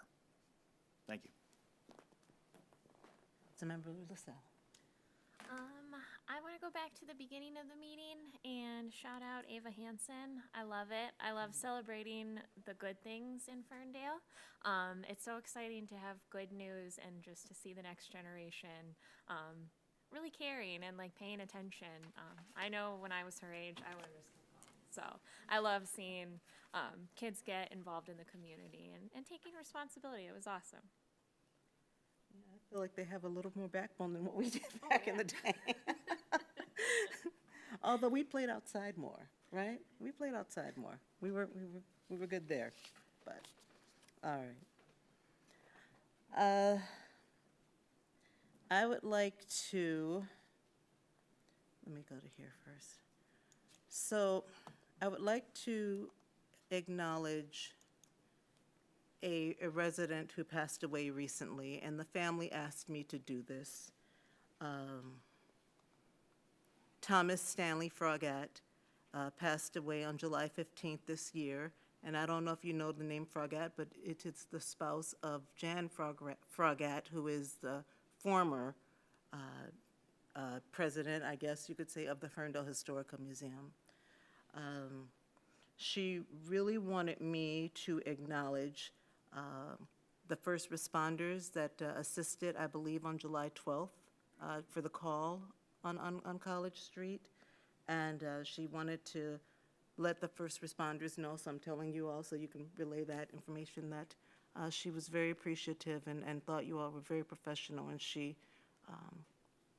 was just very grateful. I told her I would read the obituary by her request, which I don't normally do, but she asked me to do it. Tom Stanley Frogat was born on March 25th, 1949 in Detroit, Michigan, son of Stanley Morgan Frogat and Dorothy Aderhold Frogat. He passed away July 15th, 2026 in Southfield, Michigan. Tom grew up on Green Lake in West Bloomfield and graduated in 1968 from Walled Lake Central High School. Tom worked 28 years in the maintenance department of a senior citizens high-rise in Detroit. After he retired, he kept busy cutting grass and plowing snow and building things in the garage. He took great pleasure in riding his three-wheel bike around his Ferndale and Hazel Park neighborhood with pockets full of dog biscuits. The dogs knew when they saw him he was good for a treat. He would even sit in the garage and hand out treats there too. Tom is survived by his wife of 54 years, Jan, sisters Nancy Wilkie, Ann LaBarge, a niece, and 3 nephews, and he will be missed. Tom will be cremated, and memorials in his name can be made to the Ferndale Historical Society, 161 Livernois Road, Ferndale, Michigan, ferndalehistoricalsociety.org. And my condolences to the family. And this family also wanted me to make sure that I gave acknowledgement to Gregory Martin. And if you don't know who that is, he is the smart driver for the seniors. He has been with the city for 23 years, and she really wanted to express her gratitude because he has been very useful and helpful as far as getting her and her late husband where they needed to go, because both of them are ambulatory, non-ambulatory. Well, she's not non-ambulatory, and he was suffering from certain issues as well. So I want to just shout that out to Gregory Martin, because I don't think we hear his name often, but he does quite a bit for our seniors. All right. Yes, everyone go vote. Have a safe night, and this meeting's adjourned at 9:33 PM. All right, are the anxiety?